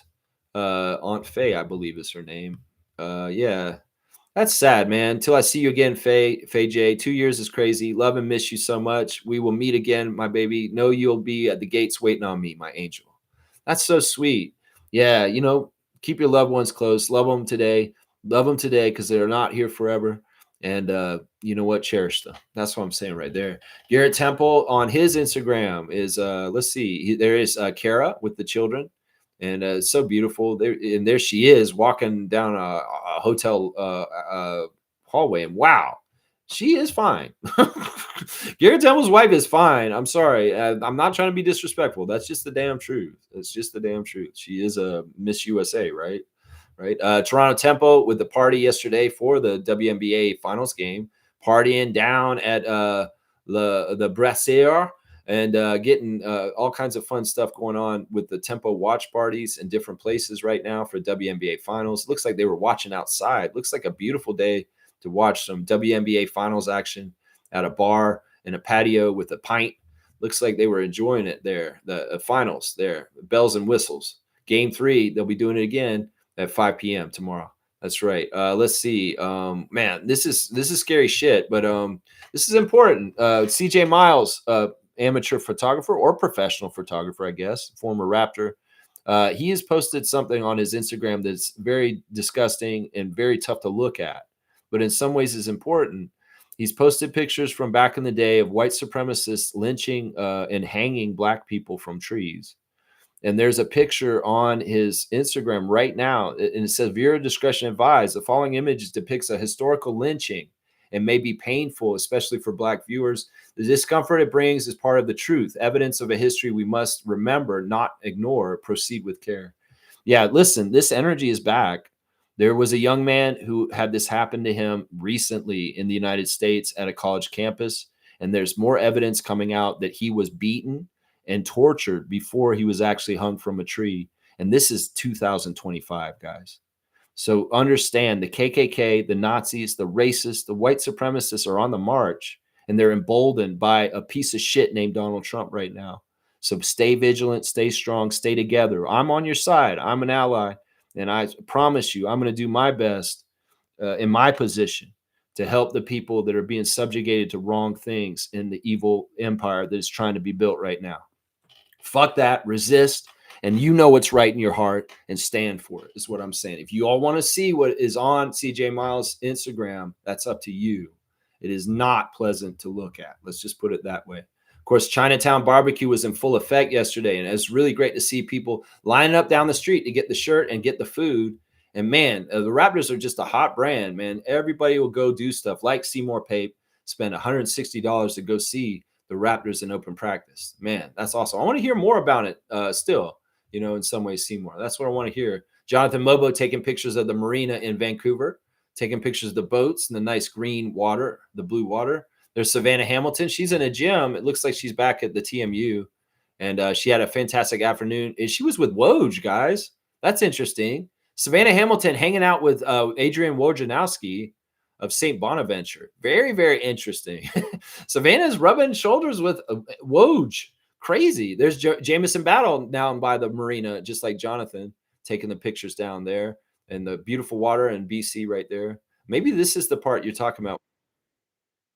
Yeah, this is the clip with Dick Garrett talking here, and I see it. This is where it starts, not in the headlines, but here. Okay, I see they grind the work that no one sees. Ooh, I love it. That you get the goosebumps from this, don't you, Fiercey? From the Garrett Temple hype video talking about every breakthrough. Ooh, let's go, Raptors. We playing tonight. This isn't the same team as last year, is what Garrett's saying. Familiar faces coming back sharper, stronger, and battle tested. Ooh, I love it. I love it. New faces looking to contribute to something grander, all with the same fight. Ooh, all right. I like that clip. Good job, Garrett Temple. We're building a foundation. I love it. I love it. All right, there's your Instagram stories. Running through them at some sort of speed there. Man, that's awesome. That Garrett Temple video does look awesome. I just found it. Kaloy saying, oh, geez, snow talk already, Seymour. Hey, it is out west. I'm sorry, Kaloy. You should just be fine on the other side of the country. We are. We got summer weather right now. It's beautiful outside. Beautiful blue skies. People can still go to the beach and do outdoor activities like crazy right now because it ain't nothing like fall right now. It's still summer right now. Everything's kind of pushed back. We get like a month later on everything. Spring came late and summer stayed late too. And I love that. James saying, looking back, what's a better trade, Siakam or OG? I still love the OG trade because we got RJ in it and we got two starters for OG. The Pascal trade did not look good when it happened. In fact, a lot of people were like, ugh, why did we do this? This isn't worth Siakam. And that's a valid reaction to the Pascal trade because in some ways it didn't hit right away like the OG trade did. It's kind of like your direct deposit. You had to wait for it. That direct deposit came right through into your bank account with Emmanuel and RJ showing up with OG trade. But Pascal, the dividends to pay off from the Pascal trade are still coming, to be honest. And in some ways, seeing Brandon play tonight will be part of it, and seeing the continued growth of Jacoby Walter. And I could suss out and figure out who the other draft picks became and stuff like that. You'll see that the Pascal trade did work out really well, considering all the assets we do get in the long run. This is kind of shit like Grevis Vasquez. You trade Grevis Vasquez for Norman Powell, and this and this and this leads to this. The Rudy Gay trade led to this. That's what I'm saying.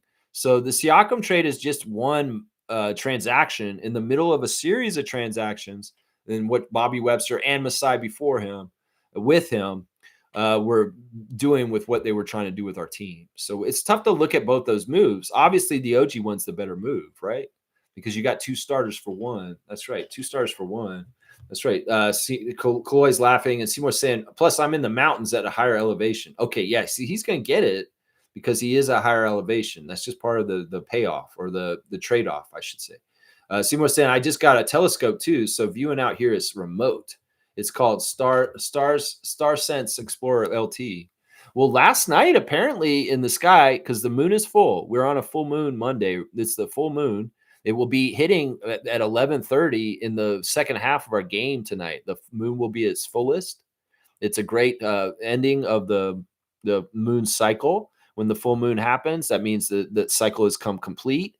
And things have come to fruition. And not only that, tonight's harvest moon is the first super moon of 2025. And we're in October. So this is a very big, powerful moon today. And if you want to get out there, you can actually see the moon with Saturn in the sky from last night. That was the thing. The astrology thing last night was Saturn is in the moon, and the moon are next to each other, and you can see them next to each other right now, Seymour, if you get that telescope out. And tonight's full moon will be very interesting. It'll be very big and very bright. And there's some other interstellar activity later this month. I think there's another meteor shower you may want to pay attention to around the 20th also. I pay attention to this shit. I don't actually go and look at it with a telescope, but I am paying attention to the celestial bodies and the effects that they may be having on society in some ways. That's why I would look at it there. That's cool, man. Kaz Samuel Bester, where you at, dog? AWOL. MIA. He ain't coming here today. If he does, I'll give him props and a dunk for being brave. That's right. That's right. Seymour saying, sorry about my off-season ranting. It's all good, man. It's all good. If you need a place to let off some steam, you want to say some stuff, you go ahead. You can even call me and do it over the phone. Seriously. Seriously. It's like that. You are a segment on the Thursday think tank. But honestly, if you have my number and you feel like you want to call me at any time during the show, I'll put you on because it's always gold when the Sheriff Seymour Pape calls me. That's what I say right there. Yeah. Yeah. You're saying, let's see, Champ at Kaz. What up? Yeah. WNBA champ Kaz doing fantastic this summer. He's ready to get going on the NBA. That's right. He's looking good so far. We'll go over his team soon, I'm sure. We'll go over his team soon. Let's see. Where are we at? Oh, Mark's here. Oh, this is great. I want to hear what Mark has to say about Friday for sure. Fiercey's saying this. James, both trades gave us valuable pieces, but the OG trade gave us quality starters, which is hard to find. We ended up getting BI, but I'm positive us laying the ground for success helped. I'd rather join a team who has a vision and methodically builds back up rather than another one who's just lost and has no direction. It's just spinning its wheels. Maybe the organization doesn't have good leadership. Maybe there's some toxic, very key component people in your franchise that hold it back. And that's the thing. The Raptors build things right in the right way, and we're going to success because we're doing it right. That's what's happening. That's right. James believes it too, 100%. Seymour saying, thank you for clarifying the Bruce Brown situation. No problem. I just don't want you to feel like we got screwed over. Somebody else agreed to pay him that much. But in part of the deal with Siakam, we had to take him on, which sucks. His contract was not cool. And that's why it was so hard for us to trade him after we got him. Because nobody really wanted him for that. But we eventually did trade him. And we did get Brandon Ingram in return with him going the other way. So that's pretty good. Let's see. Kaloy saying Schneider and BJ's management looking like geniuses with the handling of Yes Savage. Yeah, very smart.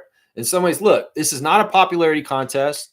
Don't do what the fans want just because it's popular, Bobby Webster or Schneider. No, because they don't know best. You do. That's why you're the professional. That's why you're the general manager and head of basketball operations for the Toronto Raptors. And that's why you're the skipper for the Toronto Blue Jays, who are in the playoffs for the MLB right now. So don't mess with that. Don't listen to popular opinion. The populist opinion is not always the best right decision for what's going on. Trust me. Let's see. Mark Tavares is here. Technically, the open practice was free. It was a $30 donation per ticket. I paid $120 for 4 tickets. Okay, so it was technically free. That's interesting. But you paid to give a donation to something. Okay, so somebody just had a ticket outside and they kind of screwed Seymour over. Man, you need my guys over here, Marco and Bobby. My guys outside the Air Canada Center / Scotiabank Arena are badasses. You can find them out in Area 12, aka Jurassic Park. Yeah, they're out there before the game. And man, if you know the Raptor streak and you come up to them and tell them, they'll probably cut you a deal. But man, I don't have nobody in Calgary. I wish I could have helped Seymour with this. That's bullshit, man. Some motherfucker out there was gouging the prices there. I don't like that. But either way, listen, don't worry about the money. You went and got the experience, Seymour, and that's what matters. Don't have any regret over that. You saw your Raptors in flesh and blood on the court, and that's what matters in this. Yeah, don't get hung up on that. Yeah, Mark, great to see you checking in, man. I've been wanting you guys to come in and give me the down low on what you saw. So feel free to share whatever you want from Friday's event. Seriously, please. Seymour saying I paid $160 for one ticket and my boy paid $180 for his. Yeah, that's too bad. And that's just somebody taking advantage. That's a real scalper. That's a real fucking opportunist. And that's kind of bullshit, man. That's kind of bullshit. Honestly, I don't know if you could have said, "Hey, cops, come over here. This guy's trying to sell a $30 ticket for $180." They might have taken this person in seriously because that is not right what they did. That is not right what they did. It's illegal what they did. At least it is in Ontario. Seymour saying Grady is nasty. I mean it in a good way. Milbester, that ghost. Milbester, the ghost. He looks like a ghost from Super Mario Brothers, the ones that come at you when you have your back to them. Yeah. Grady's nasty. Grady, obviously, like from some of the highlights from Friday, he was shooting really contested shots. And his interview with Samson Folk in the last week, really talking about how his opportunities come differently now compared to his rookie year and what he's looking for and what he's trying to do on offense now. Grady is a real work in progress, and he's really coming along. And I expect a lot of good things from Grady in his third year as a professional, guys. I really do. I think that Grady, in some ways, some of the leap that we wanted to see him make last year, but didn't really kind of totally happen, it's more likely to happen this year, guys. We'll just have to see. We'll just have to see. That's right. That's right. Smooth saying destroying personal possessions over sports. That's crazy. That sounds like people that can't control their emotions and that they may need to like chill, very much chill. I mean, maybe they don't care. Maybe they like, I love wrecking TVs. It's just something I do to break stress. Yeah, I wrecked so many TVs. I bought 5 TVs this year. I don't care. I don't care. I've got so much money. I'll just buy more TVs. I'll just wreck them. Wreck them. I don't know. Maybe the patio furniture is very cheap and easy to replace. I don't know. I don't know. G saying I went on a Yankees YouTube watch party to troll, but they were so depressed I couldn't do it. See, look at that. That's humanity right there. That's humanity. He went in there with bad intentions, but he saw the sadness. He saw the moroseness. And he's like, man, I can't do this. I'm too nice of a person. I can see that they're already punished enough. I don't need to go in on them here. And in some ways, yeah, you know, listen, let them be sad and let them be in their feelings. You don't want to get them angry and go in there and stir them up like a hornet's nest. No, just let them just be in their feelings. That's probably the best decision. Very mature decision, G. Very, very mature. And you know what? That's empathy. That's what it is. This world needs more of understanding and putting your place at other people's places and looking out for them, even if they're the Yankees and you're a Blue Jay. That's empathy, and that's the right one right there. Yeah, Smooth saying, no offense, just my opinion. Yeah, I think it's a little crazy. You're right. You're right. I think it's crazy. I think people that throw their controllers in video games are dumb, especially ones that throw their controllers at the TV and crack it. Yeah. People that throw their phone because they're mad at somebody they're talking to. They start breaking their phone.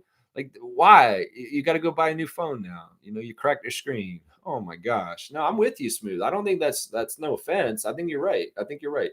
Kaz is saying salute to Seymour Pate. I love it. Mark's saying at Seymour, yeah, that step back on BI was crazy. Yeah, we've seen that highlight. We've seen that. That was really OP. Because Brandon's got that reach, and Grady had to get it up over him. It was really good. Colin Murray Boyles also looks so good on defense. Good to see him start off matched up against Barnes. I'm telling you, man, it's going to be so good. The steel sharp as steel quote is so true. If Colin's going to be bringing that kind of crazy defensive energy, he's going to make Scotty a better offensive player and vice versa. Scotty's offensive bag is very tough to guard, and Colin needs these kind of tests as a young player and going forward and stuff like that. So it's going to be very good kind of thing, an internal battle with that. And Scotty is up for the challenge. He wants people to push him to get better. And in some ways, even though Colin may be a little bit of a threat in some ways to his minutes and maybe his friends' minutes, Scotty's ultimate goal is he wants to win. And if he has a really talented, another premium defender guy on the team with him, he knows that's going in the right direction. Because that's the thing. Scotty's a team first guy, and he's not selfish. And even though Colin may be on the down low annoying to him and maybe a little bit of a threat in some ways, Scotty's ready for the challenge, man. This ain't anything different from Mount Verde. This ain't anything different from Florida State. And this ain't anything different from his early career with the Raptors with Siakam and OG and people like that around him. So it's a good thing. It's a very good thing. Wayne's here. Good to see the Sergeant at Arms of the Raptor Freak channel. Wayne Strainer. Sergeant Wayne, how are you today, sir? Morning, Raptor Freaks. Go Leafs, go. Yeah, the Maple Leafs are starting their preseason also, or they've had a preseason game at their at the Scotiabank Arena already, I believe. Didn't they play on Saturday or something? Later on this evening, it's going to be all go Raptors go. We're all in for any and everything Canadian. Let's go, oh Canada. Canada, oh Canada. No time for cockiness. One more game. That's right. That's right. Is it a best of 5? For some reason, I feel like this is a best of 7 with the Yankees, but is it a best of 5 and we only need one more? I'm okay with that. I'm okay with that if this is a best of 5 series. I don't know MLB's rules enough. It's like in the WNBA, they had like a best of 3 series in the first round, and then the second round is a best of 5, and then the finals are best of 7. So it just expands. So I'm not sure. Is this a best of 5? So they only need one more? I don't know. I'm ignorant to this. I should probably know. You're Raptors freak. You're basketball centric. You're not paying attention to baseball hardly. Only when the Blue Jays are making this kind of noise is when you're paying attention. That's right. Canada. That's right, Seymour. That's right. Canada.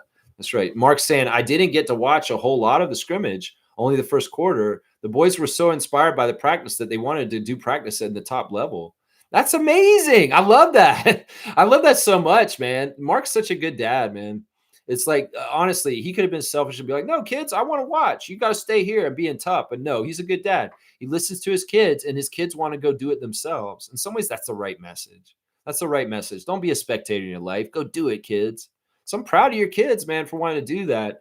And you know what? Those kind of experiences, you got it anyway. Either way, I saw the layout and where the arena was. It looks like it wasn't conducive for people to get close to the Raptors. They had really good security there, and they kind of had it in a certain ways. And I'll bet also the Raptors were kind of instructed not to get too up close with the fans, because I didn't even see them going and getting pictures with anybody anywhere. So it may have been a lot more difficult to kind of get the point where you could do what we were saying, go say Raptor Streak and see if it'll take a picture, because the attendance was crazy. There were a ton of people there, and the layout of the building and the way it was set up just didn't look conducive to get the same thing that Tom Duke got in Victoria a couple years ago. It was just on a whole other level. It looked like over there. It was very packed, and it looked like there were people all over that building. Yeah, Cass saying, I don't mind James picking Luka over Giannis, but picking Ant Edwards over Giannis is suspect, in my opinion. Yeah, I think that was just a preference for that particular manager, that they feel like Anthony Edwards is going to be doing something. I mean, who knows? It could be also that they maybe don't feel something good about Antetokounmpo. But yeah, it was shocking. And Mike, who got Giannis, and I talked to him after the draft yesterday, he did preset his draft, but he was not able to get up in time to do it. And I know it's like, well, look at your team. You got a couple players on there you may not have wanted. Yeah, Mike was very delighted to get Giannis at 6 in the 6th pick in the draft. And, it is what it is. That's just what it is. Everybody's got different gauges on who they think is where and what, and that's just what it is. So Anthony Edwards over Giannis. It's a bit controversial. I guess it is. Yeah. Yeah. Fiercely saying, love Benedict, but he's more flashy and impulsive. I see Jacoby taking better shots and playing smarter. He's more mature in his playmaking. Yeah, I mean, the style and the fundamentals may be a little different. I don't see that, though, with Benedict, though. I think that Benedict is ultra aggressive, and he's very efficient. That's the other thing. It's not like Benedict's out there taking like 20 shots and missing 11 of them. It's more likely that Benedict's taking like 10 shots and he's making 7 or 8 of them. And that's what I want. That's what I want. It's really that, Benedict Mathurin has been one of the best 6 men in the NBA the last few years, because he does what Vinny the Microwave Johnson used to do. He fills up the net and gets you a lot of scoring fast as a bench scorer. And the other crazy thing about Mathurin is that he's clutch. He can take over the 4th quarter and try and take you to the victory by just scoring like crazy. This is what I want Jacoby to try and mimic. That role exactly is, if he could be that kind of role on our team this year, he's going to be really awesome for us and really add up to winning. If he can mimic Mathurin in certain ways. You see, I agree with you. I think that Walter is more fundamentally built as a player correctly than Mathurin. But Mathurin, let's not get it twisted. This guy is super effective at what he does. In fact, he showed it all the way up to the level of the finals this year. And in some of the games against Oklahoma City, he was the only one doing anything, trying to score. Him and TJ McConnell were carrying the Pacers when Halliburton went down, and Siakam was not totally doing what he's supposed to do. So, that's what I'm talking about right there, Fissy. as far as that. James is saying, I messed up with the Jabari Smith and Anthony Black picks. Oh, well, it's up to you, man. They may do really well. I may be really dumb about Anthony Black, and there could be things that he does that just absolutely explode. But they're both young players, and they're both unproven. But who knows? Both of them have a lot of potential to grow. Don't totally go by what I'm saying. I mean, my opinion is learned, and I give it all the time.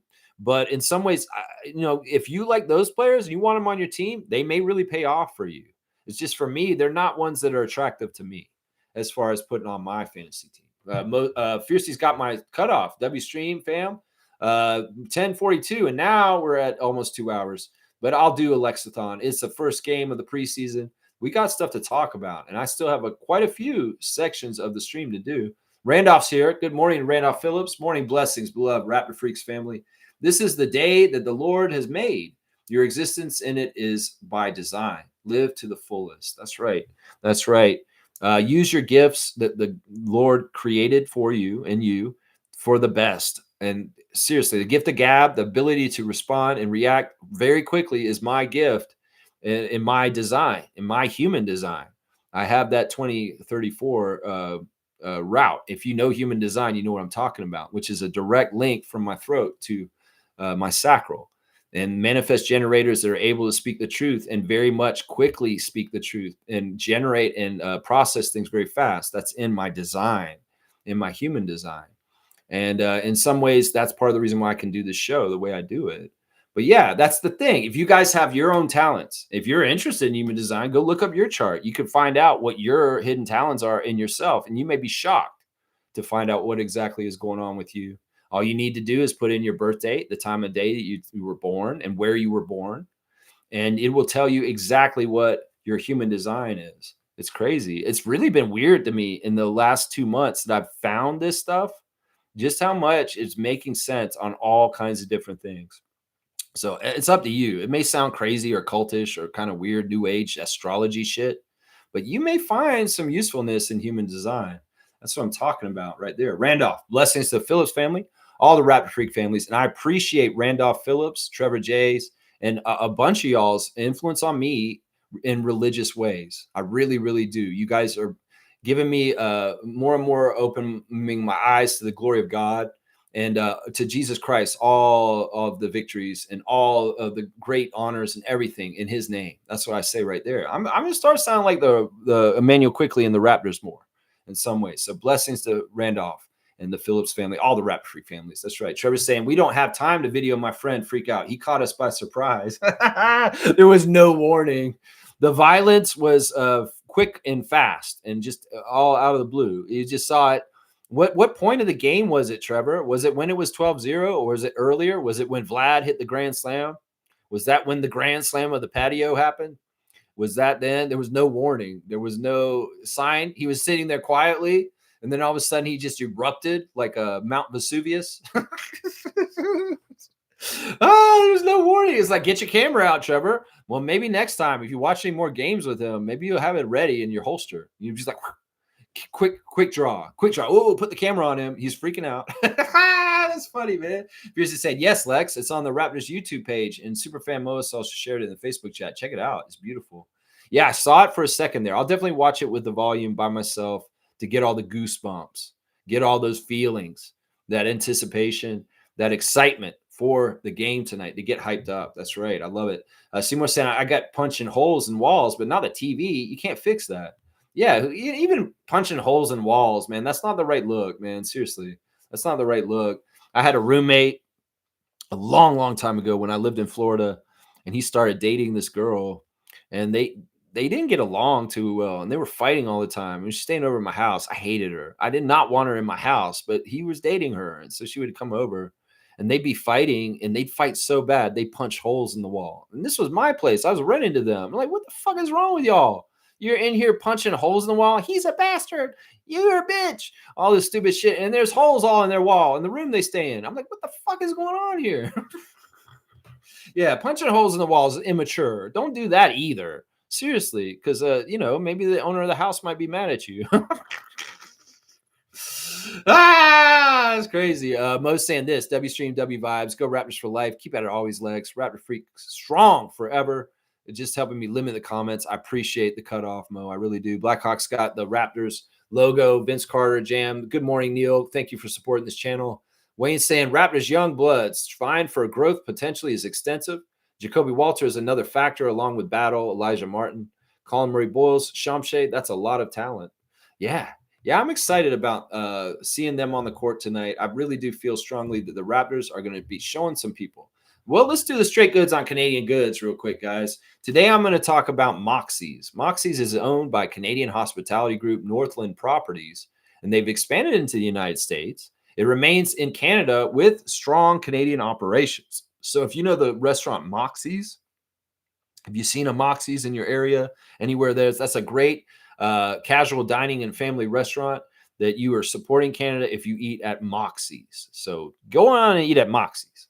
Great Canadian company. And if you are in the States and you have a Moxie's near you, you are supporting Canada if you come there. That's right. There you go. Seymour saying Ace Bailey fired his uncle from an agent position. Probably didn't want to follow Kawhi's situation. It was his uncle that did that shit to him, made him drop in the draft. That man was supposed to be a top 3 pick, and he dropped out of the top 5, didn't he? Because of some bullshit. And well, he lost money and different things for it. Yeah, that's what I'm saying, man. Don't be coming in like you got weight to throw around. You started at the bottom. Ace Bailey, you ain't jack shit in the NBA. And yeah, you paid for it. And now you said, Uncle, I'm sorry, you can't represent me anymore. You're a dumpster fire. Get the hell away from me. No, Uncle Dennis. No. Fiercely saying that, gee, I'm hollering. Imagine them being so depressed. It gave you awareness not to kick them while they were down. Kudos to you. Yeah, I mean, he's just a humanitarian. He's a good man. And somebody's already suffering. Why do you want to add to their suffering? You fucking evil-ass MAGA people. Seriously, people are already having a hard enough time. You're going to come and threaten them and fucking raid their apartment buildings at 3 a.m., making old women and children cry as you zip tie them and drag them out in the street with your masks on, you cowards, you pieces of shit. It's like, what the fuck? That's not America. That's some fucking drug cartel fucking action, doing shit like that. United States government. So yeah, it's disgusting what happened at the apartment building in Chicago last week. It's very, very disgusting. I heard that they took all the immigrants and put them in one van and took all the black people and put them in the other van. That's messed up, man. ICE is seriously like the KKK and like fucking Nazis, like racists, fucking white supremacist fucking shit. And if you're a person of color that's in ICE, you're a fucking traitor. And in some ways, you're a fucking piece of shit for fucking being weak and pussy, that you fucking want to go and stand on the side that you think is stronger, but you're going to be wrong in the end. I'm going to tell you right now, all you fucking bastards are going to get yours in the end, just like Nuremberg trials. You are. Seriously. They're going to keep the receipts. And y'all are going to get in trouble at some point for your little fucking Nazi cosplaying you're doing in the United States right now. That's what's coming. That's right. G's saying, haha, Fiercey, thank you. See, G's a good person, man. G's just a really kind-hearted, good person. He's a good example of a human being. That's right. Trevor's saying it was the home run that the Grand Slam did it. That's when his trigger was. I knew it was when Vladdy hit that home run.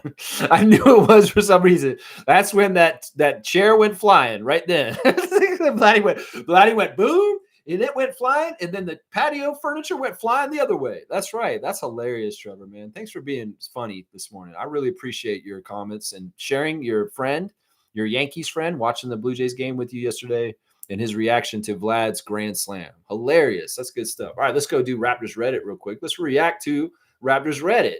Somebody's asking, how are we feeling? Hyped, hesitant, hopeful? Personally, I'm hopeful, but limiting my expectations. Raptors fans, how are you feeling? And they've got that clip that Fiercey's talking about, the one with Garrett Temple saying this. Somebody's saying this right off the bat in the comments. Blue Jays were predicted to be last in the AL East. Anything is possible. I love that. That's exactly right.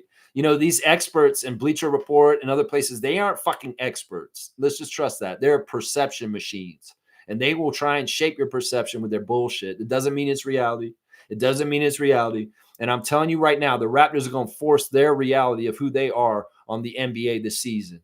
And they ain't a damn thing that other people can do about it as long as they're healthy. That's right. That's right.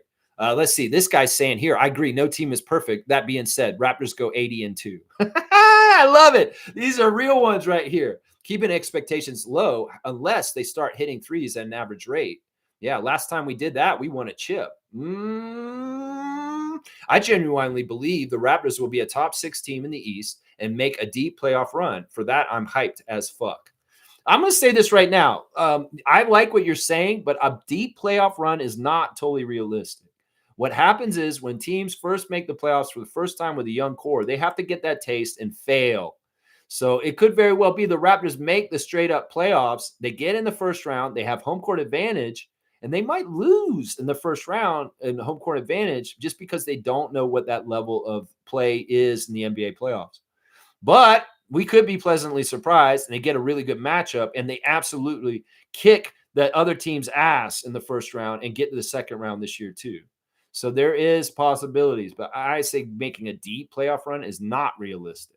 Is not realistic because those guys are going to have to get the taste and understand where it goes to when you get to the next season. And that's what I'm saying. Somebody on Raptors Reddit wants to talk about Colin Murray Boyle nicknames. RCMB got totally rejected. S tried to come with that weak ass shit, the Colin Murray Boyles, after the draft. And he said, no, man, I don't want to fucking have a nickname that's the name of the cops. RCMB. Nah, he got rejected for that one. So, yeah, somebody's already saying this on here, aside with just calling him CMB, which I think is fine. The stuff that's been floating around like RCMB or YCMB is just cringe. He's exactly right. Meaningless, and no young player would want the word mounted in their nickname or to be associated with the disco group. Yeah, they don't want mounted in their RCMB or Royal Canadian Mounted Boyles. Like, what the fuck is that? Or YCMB, like that's YMCA? That doesn't work. It's in the wrong order. Seriously. If we're going to make plays on his name, I thought maybe we could just call him Combo. Combo's not bad. Combo's a pretty interesting one. For more meaningful nickname, I think it has to pertain to his defense and a super physical play style. For animals, it's pretty slim pickings. Maybe Cobra, Boa Constrictor, Cougar. Maybe we go corny with his name. Okay. And call him, Colin Sick. Colin Sick. That's the nickname you have, Colin Sick? Oh, my gosh. Because if he's guarding you, might as well call in sick. Oh, we getting into OG-itis here. Yeah, we're going to start saying Colin Sick because you got Colin on you? Maybe. I don't know. I think, once again, Raptors fans, you don't make the nicknames. The people that make the nicknames are two people. Matt Devlin is the first one. Matt Devlin and the announce crew are more likely to make a nickname for a Raptor than anybody else. Those guys. Maybe William Liu and Alex Wong have some nicknaming power on Hello and Welcome podcast. I've shown some power to make nicknames on this channel with Trey Boucher. That was my creation. I'm the first person who ever said Trey Boucher for Chris Boucher. I have it documented on this channel. Nobody was calling him Trey Boucher before me. I put that connection. Now, listen, the players want to come up with their own nicknames usually. Like, listen, these guys don't want you to name them unless they are approving. You know, Spicy P was never approved by Spicy. He's P Skills. In some ways, he's put up with the Spicy P, but he didn't really want that nickname. He never, ever did. Kyle Lowry never, ever wanted to be called the Bulldog of Bay Street. And he hates that nickname. Anybody who calls Kyle Lowry a Bulldog or Bulldog, you are not his friend. He hates that fucking nickname. Do not demoralize or put down Kyle Lowry a groat by calling him the Bulldog of Bay Street. He rejected that nickname publicly. So don't call him that. That's the thing. In some ways, you don't just force it or make it, and we don't come to consensus, fans. Matt Devlin can enshrine a nickname from his call in the game. Yes. And maybe something like a player will say something in a press conference, and that will give them a nickname all of a sudden. That could be how it goes, too. In some ways, it don't look right with Colin naming himself. It seems kind of like egotistical. But we'll just have to see how it all develops naturally. There is some promise with the Colin Sick thing, even though that sounds stupid, too. I don't know. I think that when we watch him play, we'll be inspired by something, and it'll just naturally come out what his nickname should be. Or should he even have a nickname? I don't know. Not everybody needs to have a nickname. Let's just put it that way. That's what I say right there. All right, there's your Raptors Reddit reaction right there. People are really talking about the Colin Murray Boyles nickname stuff. It's kind of goofy. There's like it's the same post. I don't know why I see it twice. Anyway, but yeah, the nickname stuff will come naturally. And in some ways, you can't force a nickname on a Raptor player. It's something I've learned in the past. That's right. That's right. Let's see. Yeah, RCMB is wild. Yeah, that's not a nickname we want to give him, and he's denied it already. He rejected it to S's face. S tried to put them on him in this first interview with him. He wasn't feeling it. He wasn't feeling it at all. Yeah, he wasn't. All right, happy birthday to Quincy AC, guys. Of course, we know Quincy AC from the Open Gym episode where him and Aaron Gray got traded to the Sacramento Kings. It was a very sad moment and a humanistic moment, seeing the other side with Raptors and basketball players in the NBA go through the possibility of getting traded. Quincy AC, he literally cried in that episode about getting traded from the Raptors. So happy birthday to a real one. Quincy AC's 35 today, guys. And he's now a coach. And I believe he's coaching for his alma mater with Fred VanVleet, the Wichita State Shockers. So that's where Quincy is now. He's an assistant coach for the Shockers, a team that he played for in college, and the great Fred VanVleet played for also. So that's where Quincy is at this point. Of course, Quincy played for the Raptors about 39 games over 2 seasons, and it was at the very beginning of his NBA career. That's part of the reason why he was so sad about leaving, is because he got drafted to the Raptors. He played for us for 2 seasons, and then we've traded him in the Rudy Gay trade with Rudy Gay over there to get a whole bunch of other good players. So yeah, happy birthday, Quincy. He's 35 today.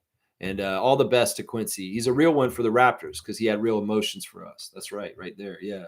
All right, let me see. Let's keep going. We're going to finish up before 2.5 hours. Let's see what else we got. What did you post in there? Okay. Yeah. Oh my gosh. Look at that crazy food that Trevor has been eating on our Discord. That is crazy, man. Okay, so Trevor just posted a hello and welcome interview with Jacoby Walter that just dropped. I guess that just dropped just recently. All right, let's go do the classic card of the day. All right, let's see. RCMB is so cringy. So cringy. I can't pronounce it. It's hard. I've tried to figure it out. Mamu Luke Vish Luke Mama Lakavisheli. Mamu Lakavisheli, I think is how you say it. I want to get it right. I really do, because I love that guy, man. He seems awesome. He's on my fantasy team, y'all. That's right. Kaloy saying CMB is short enough. You don't need no nickname. Yeah, let's call him Colin. Call him Colin. All right, here we go, guys. Classic card of the day. Full name answer gets the points. Get it quick. You see who that is. It's a Bucks symbol in the corner, but it's a Bulls jersey. Look at that sideshow Bob looking Neanderthal, man. Seriously, who is that, y'all? You know who that is. Robin Lopez. Slug DZ is the king of the classic card. That's not Brooke. He knows that hair is wild. It's Robin. It's not Broke Lopez. Broke, because he's on the Clippers now. He's going to be broke this season because he's going to be on the injured reserve, just like Kawhi and Bradley. That's right. Yeah, broke. That's funny. All right, yeah, we'll do 50 points for Robin Lopez. The hair is too signature. And Slug DZ's got another classic card, 2 in a row now, with Robin Lopez being the classic card for today. Yeah, Slug DZ's on a little streak. He's got 4 out of the last 6 classic cards. So go on, Slug DZ. Keep coming up the Raptor Freak rankings and the trivia. Robin Lopez. Y'all like this card? You can come get it. I'll have it with me at the next Raptor Freak get together, and you can take this beautiful Robin Lopez NBA Hoops card. It's so great. All right, I think we're almost done. You guys don't have any more comments. I'll go ahead and do a review, a rundown again of what we were saying. Once again, keys to the victory, the path of the win to the victory, the path, whatever you want to call the segment. This is what it is. The Raptors are excited and they're enthusiastic about showing their new team, and they really are anxious to do it. And that kind of energy and that kind of coming out there is going to be really good for them to win. In some ways, the Nuggets are kind of going through the motions right now. Obviously, the way they played the Timberwolves the other night, they weren't being totally serious. There could be also kind of stumbling blocks or something weird with the new nucleus and the coach being fairly new. We got to remember, David Adelman, this is the first preseason that he's doing as a head coach. And in some ways, he's got a learning curve as the new coach of the Nuggets from last year.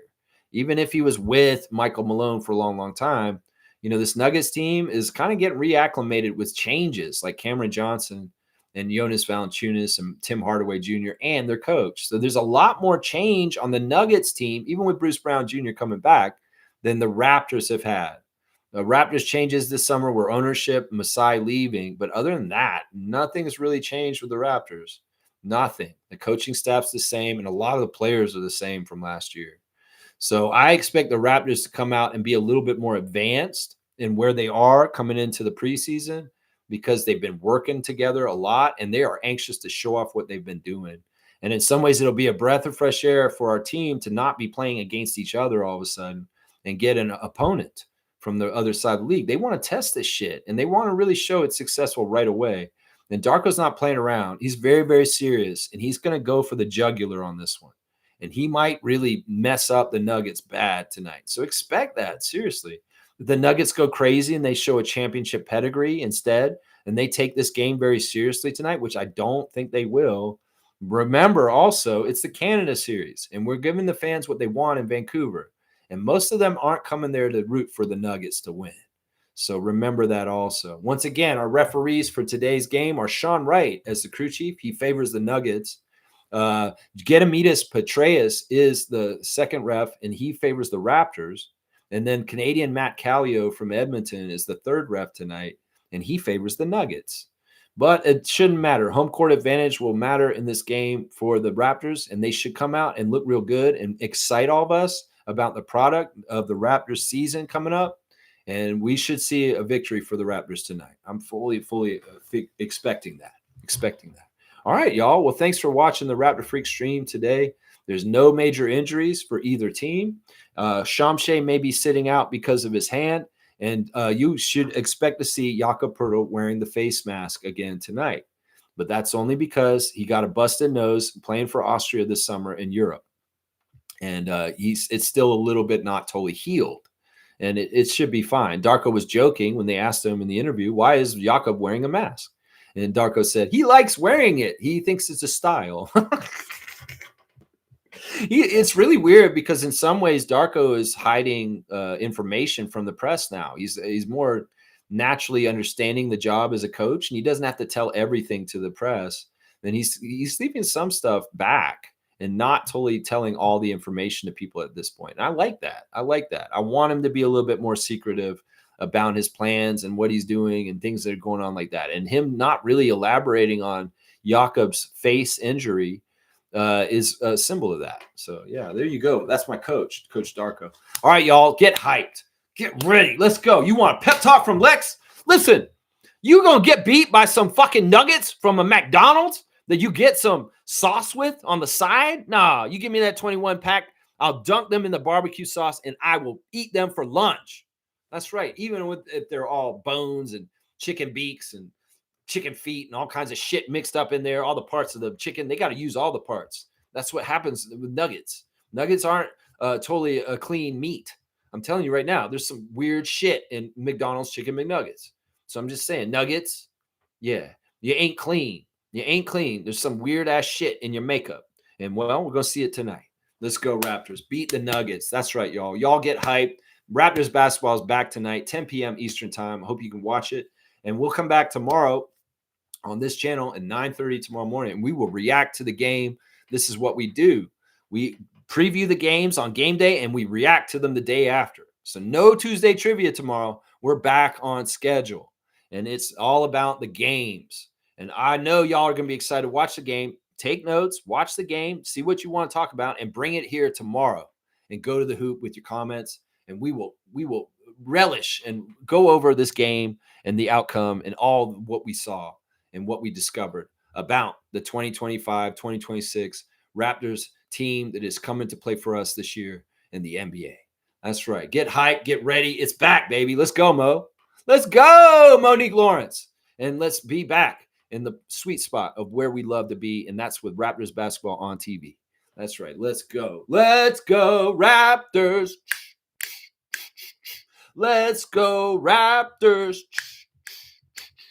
Bring it, BC. Bring it tonight, BC. That's right. Cheer those guys on to a victory. Toronto Raptors in your city tonight to play Nikola Jokic and Jonas Valanciunas and the Blue Arrow, Jamal Murray. Let's go, Raptors. Beat the Nuggets tonight. Dunk them in that barbecue sauce and beat their ass. That's what I'm saying. Go, Raptors.